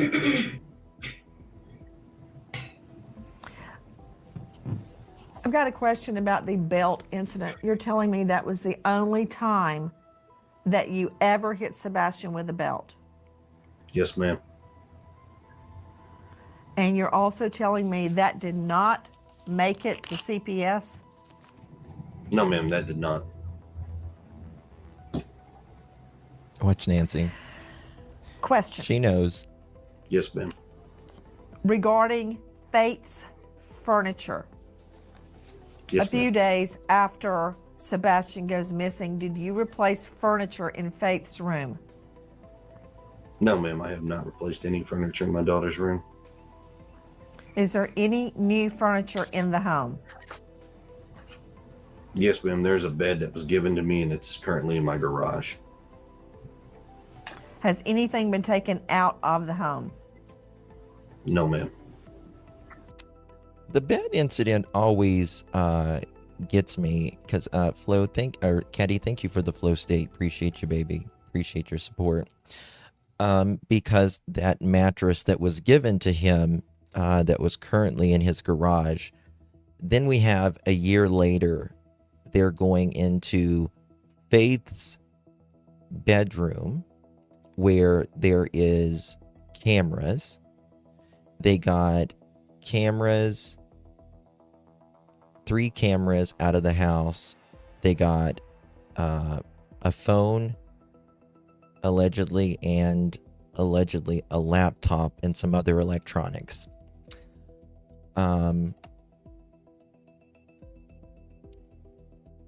I don't know. How often do people change, mattresses? How often do they change mattresses? I was curious about a statement that Miss Proudfoot made earlier, that canine dogs hit on the barn around the home and near a retention pond. Did that happen? I'm not sure about the barn, but the retention pond, yes. Because law enforcement says... Now, remember, so Chris is saying that they hit on the retention pond here. He told Nerdy that there was, they didn't hit on a retention pond, that it goes through his yard, through Bobby's yard, and through 3 Muslim women's yard. It goes down, is it Drake Creek? And then the scent goes to the dam. The dogs did not hit. But Miss Proudfoot says they did hit around the retention pond. So there's been a lot of miscommunication in regards to what is and what is not. To help clear that up, law enforcement has actually spoken directly with me, showed me a few things. What I can tell you is from day one, there was 5 dogs that started the scent for the search. Mm-hmm.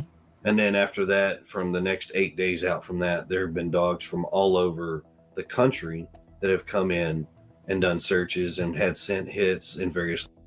Thank you so much, Karma. Appreciate you. CP told Nerdy that polygraph examiner had to ask CP to clarify something, and it was about whether he ever lied to LE. If examiner asked you to clarify, that means you failed, per my law enforcement detective friend. Very interesting, Karma. I really don't think Chris has taken a lie detector test, in my opinion. I think he said that, to say that he took a lie detector test, but he's never, in my opinion, taken one. You can say no to a polygraph test, and they cannot hold it against you.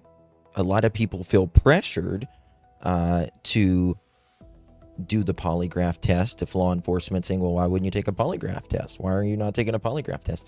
But it cannot be held against you for not taking a polygraph test. It can't be held against you if you flat failed the polygraph test.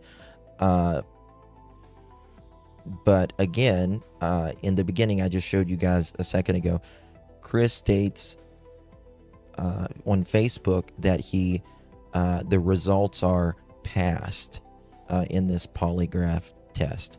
Well, we know Seth didn't take one at the time, and we know Chris did not take one at the time, because on this exact interview, Nancy asked him if he would take a polygraph test, and he said, law enforcement doesn't need me to take one because they know where I was at. And then Nancy says, great, cool, kumbaya. Would you take one for me? And he's like, name the time and place. And Nancy names the time and place with the former polygrapher of the FBI, as good as you're going to get with the polygraph. And he ends up backing out of that. And then he says, well, I now TBI is going to give me a polygraph test. And he says he took one then, and he never takes one with Nancy. So I really don't think he ever took one, in my opinion. Katie might have. Katie might have taken a polygraph. Seth never took one with the TBI that I'm aware of at all either. But in the beginning, his first interview on YouTube, which was his first interview ever, he talks about they had to ask him 3 times. The host on there, she said they kept asking him because he wasn't directly like answering the question. And the host said, Mo, he said he took a polygraph test. And then Chris pipes up and he says, I said polygraphs came back as passed. I didn't say who or when. Again, you don't have to play with words. You don't have to play with words if you took a polygraph test. You don't have to play with those words. Locations, but I would say a certain percentage of them tend to go toward the same spot, which would have been a retention pond. So the law enforcement dogs did not hit on the retention pond. Is that what you're saying? No, I'm saying they did. There was at least 3 that I know for a fact that did. Okay. Now, here we go again. Here he's saying, no, I'm saying that they did hit on the pond. But he's not telling Nerdy that. Hit on the retention pond. And the pond has been drained, correct? And there was nothing there. Yes, ma'am. They have walked it, drained it, and there's nothing. The retention pond was only knee deep anyways. That's his mother in the background. On one occasion, Mr. Proudfoot, you stated that you and Mrs. Proudfoot have been, quote, vetted and cleared of foul play. That was stated on Chronicles of Olivia. Is that true? What do you mean by that? Bullshit. So after working with law enforcement of all agencies, they have actually told us that there is no foul play, no nefarious issues. We've been cleared of all wrongdoing. We are working extremely cooperative with all law enforcement agencies at any point in time that they've called, come to the house, anything. Cooperating with law enforcement does not mean telling the truth. It means you're talking to them. Doesn't mean you're telling the truth, in my opinion. Was Sebastian angry or upset before he disappeared? No, ma'am. Not to my knowledge. What is your theory about where is Sebastian? Your theory. I wish I knew where he was, to be honest. Your theory. I think it's possible that someone has my son. Why? Because I feel like if he had been close to the house or had walked off, that we would found him by now with as many RV. people as we had searching. This is their RV. Have you checked his social media? He doesn't have social media. Have you checked his phone? His phone has been thoroughly checked, yes, ma'am. Have you handed your phones to police, both of you? Yes, ma'am. Yes, ma'am, we have. Has police searched all of your devices, your laptop, your iPad, everything? Everything. Yes, ma'am. Here she says they've searched everything. Well, law enforcement would come a year, well, a little less than a year, then to their house and would get cameras and a laptop and a phone. So if they had checked everything, how did they get a search warrant to go back in this house and get something? because it's like I always say, it's a lot harder to get another search warrant when you've already been in there before, and a judge is going to say, why didn't you get it then? How do you know? So it takes a lot. It's even harder. Other than you, Miss Proudfoot, who is the last person that saw or heard Sebastian alive the Sunday before he went missing? Two of his aunts, a cousin, and the staff where we had dinner. And that was at BJ's the night before, or the bowling alley? So BJ's, and then we went to the bowling alley, and then after the bowling alley, we went to dinner before coming home. I want to follow up again on the dogs hitting. Earlier, Ms. Proudfoot had stated the dogs hit around the house, the barn, and at the retention pond. Is that correct? I don't know about the barn, but I do know that they did track to the pond, yes. Did the dogs also hit around the house? Yes, ma'am. On the outside of the house? Yes, ma'am. Were they scent dogs? See, we've never heard of such a thing of them getting a scent of Sebastian. In my opinion, they're saying this because there needs to be something of Sebastian outside, right? So, where did they hit around the house when they're saying here? Where did they hit? Because if they hit on a scent, Sebastian should be seen on camera. Dogs or cadaver dogs? They brought in both cadaver and tracking dogs. Which dog hit? A cadaver dog or a scent dog? Scent dog. It's all been scent dogs that have hit. The cadaver dogs have not hit on anything that we know of. What do you believe Sebastian was wearing when he disappeared? And would that have been what he slept in? Yes. So the clothes, the black sweatpants with the white stripes and the long sleeve black shirt, that is what he went to bed in. And the reason that I believe he was still wearing those clothes is because when we searched, I did not find those clothes in the house. So I have to assume that that's what he was still wearing. I'm sorry, I couldn't hear you. Did you say that's what he wore when he went to bed? Yes, ma'am. Joining us right now, in addition to Katie Proudfoot and Chris Proudfoot, the bio mom and stepdad of Sebastian, an all-star panel. First to Brian Trasher joining us, Vice President. He did say that he passed as well. I just want to show you this right here. Have you both taken polygraphs test? And if so, what were the results? Thank you. FU. Yes. And the results are passed. And the results are passed. Have you both taken polygraphs? And the results are passed. I have never heard of a mom leaving food, blanket, etc. on a porch for a missing kid in case he comes back home when she left the house. Sus to me.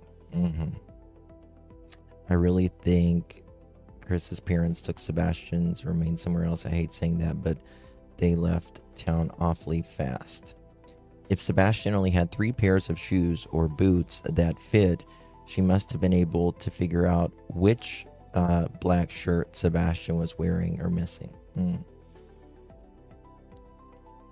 Isn't a bowling alley too loud for someone who doesn't like loud sounds?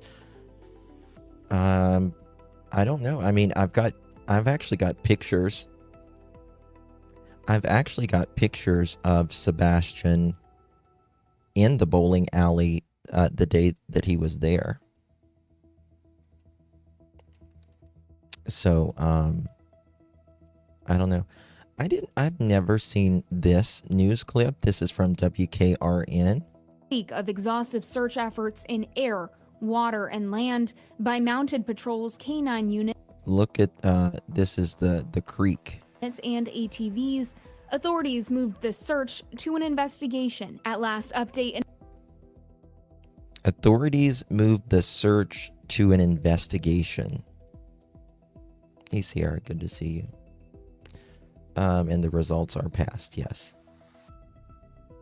The bowling, yeah, I think it's like an arcade bowling alley or something like that.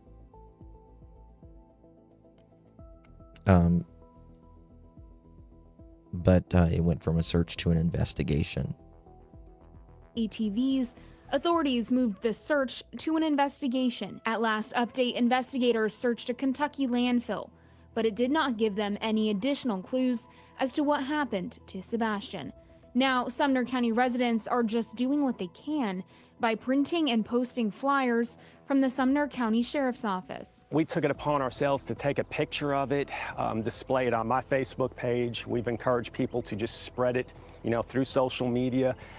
We've seen it at local businesses here in District 18, as well as outside of this district in Gallatin and Hendersonville. County Commissioner Don Schmidt from District 18 says the goal of the flyers being posted throughout the county is to remind people to continue searching their property every morning and night.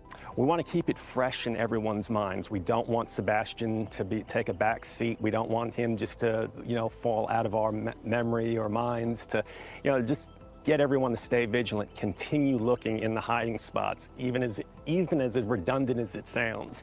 And as people drive by a now quiet search headquarters, the conversations and thoughts surrounding Sebastian Rogers remain relevant throughout the community, especially in places like local businesses. Some lady wasn't even aware that this was happening, and I can't imagine having a son missing or having a brother missing or anything like that. And so it's so important that we are raising awareness, because it is a missing person and we just want him to come home safe. So I really think it's amazing that we're doing everything we can to put flyers up everywhere. In Sumner County, Caitlin Quisenberry, News 2. Okay, I want to play something right here.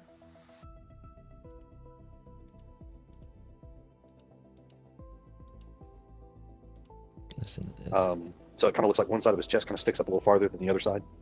Hence why he had the breastplate on. No, in the back. In the back. He's got the cowlick, so the swirl. Let me find it. Let's see, his favorite. Daisy Duke. He doesn't really wear hats. FSU girl, hold on, let me look. Yeah, y'all don't have to super yourself before. The investigation. Not that we know of.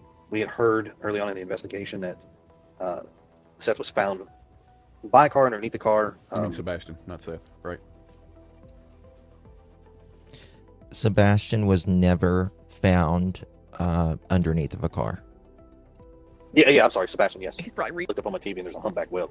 We had talked to the neighbor, and the neighbor did openly admit that he had found Sebastian by his son's girlfriend's car. No, they got it mixed up.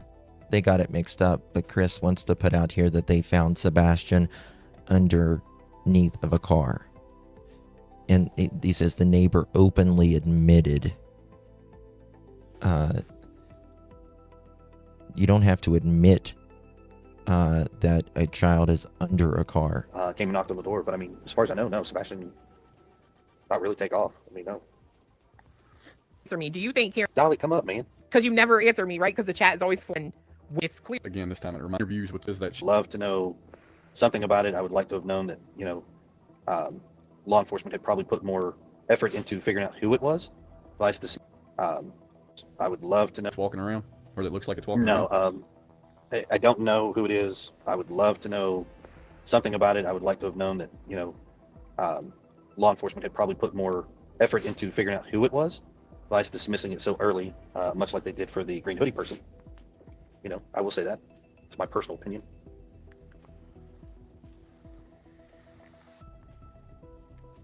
Now you guys. Side of a neighbor. There's always a possibility. Yeah. I mean, I will say as much. Sebastian's becoming a teenager. Anybody's got children that have grown up. You always thought you knew your kids in the teenage years, and it's like, whoa.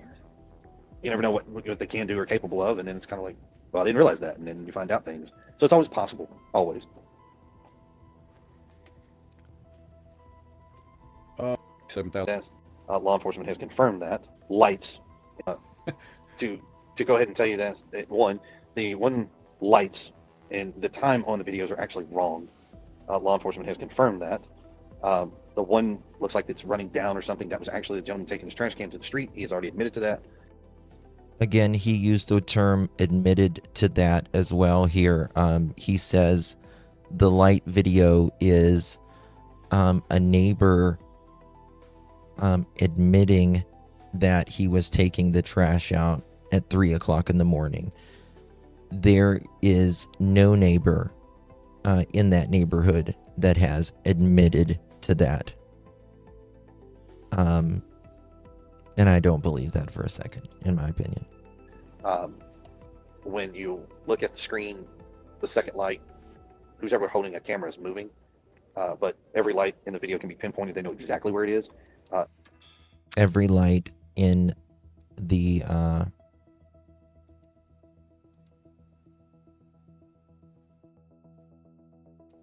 hold on one second, I got it. So listen to this. Holding a camera is moving, but every light in the video can be pinpointed. They know exactly where it is. There was no vehicle that like stops, pulls in. There is a newspaper. There is absolutely a vehicle.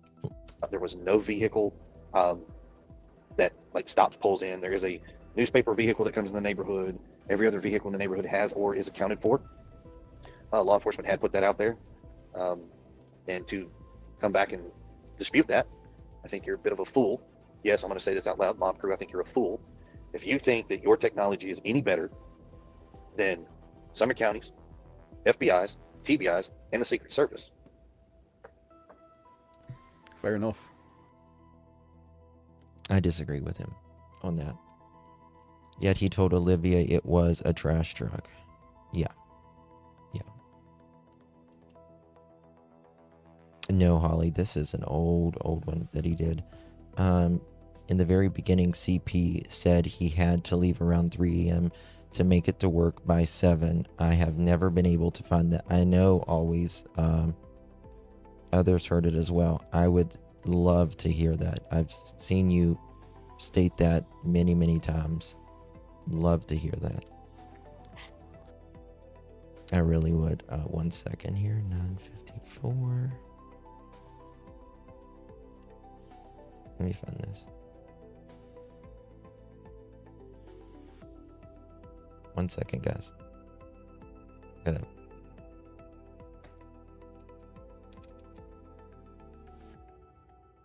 One second.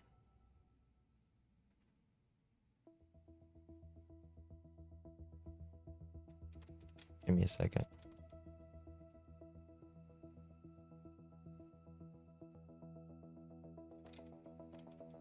I'm looking for something. Give me a second.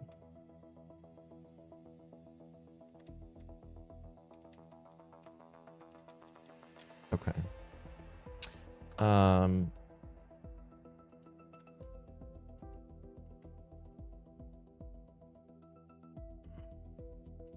looking for something.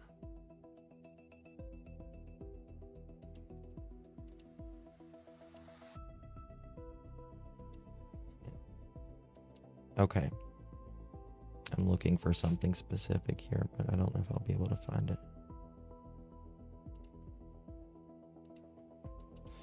Yeah, I don't think I heard the same that he left at 3. I can't remember where it was though. Well, I think he did leave that night as well. I think he did leave that night. And I think I don't know, but we're not being told everything. That is for sure. He said the last time he was home was the morning. Yes. Sebastian went missing. What time though? Early morning, 3 a.m. question mark. You know, I think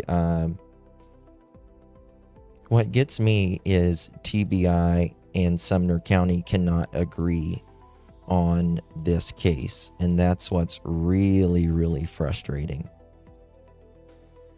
I'm looking for that video where he talks about his truck. Don't talk about my truck, is what he said. Give me a second. I'm trying to find it if I can find it quickly. He's got it. I've got it somewhere here, but I don't know exactly where it is. I've got so much on this case. It's incredible. So much. It's actually very, very long. That live stream is, it's like, bear with me, guys. 1 second. I'm trying to find it real quick. If I can't find it, then we'll do it in another one.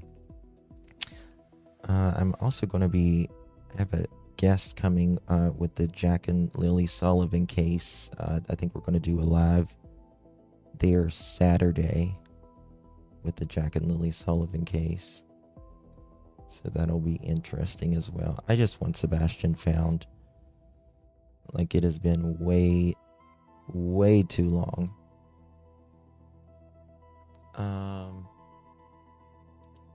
Is that it? Let me check.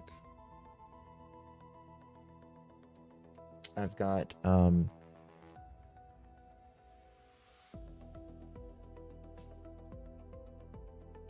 on, I think this might be it. Let me check if this is it.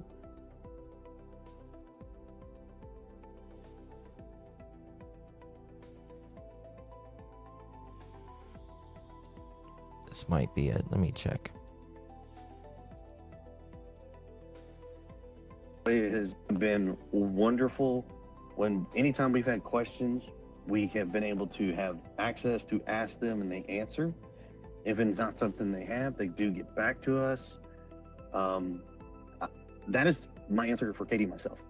I'm not going to speak for Seth because I'm not on the phone with Seth when they talk to him. So I don't want anybody to think that I'm saying, well, they tell me this and they tell him this. And no, I'm not saying that. I'm just putting it out there. Law enforcement has been amazing to work with.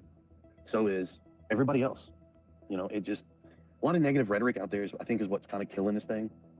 But trying to stay positive and doing the searches and the flyers and billboards and, you know, shout out to everybody that has contributed anything to it. Thank you so much.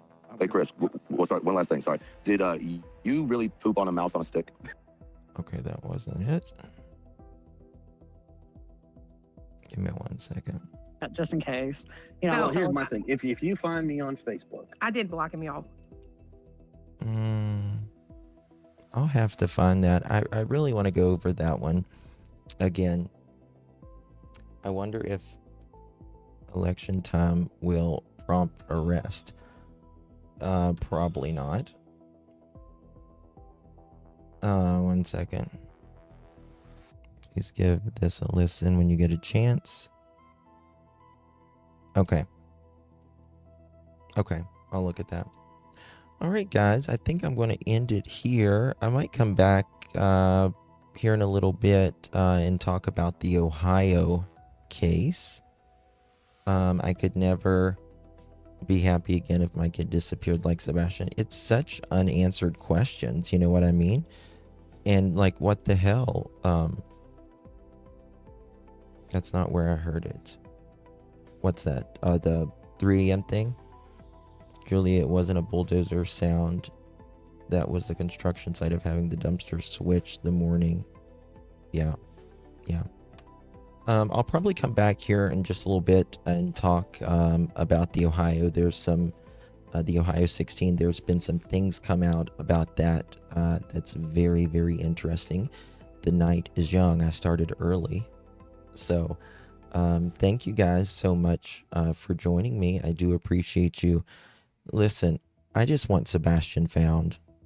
That's really, I mean, people have such different opinions on this case, and it is very toxic.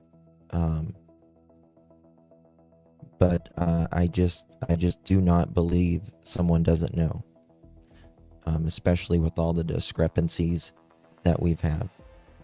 Oh, is she, Carol? I'll go over there and say hi to her. Love you guys. Appreciate you. See you guys in the next one. Give me about hour and a half, maybe. I'll be back. Love you guys. Bye-bye.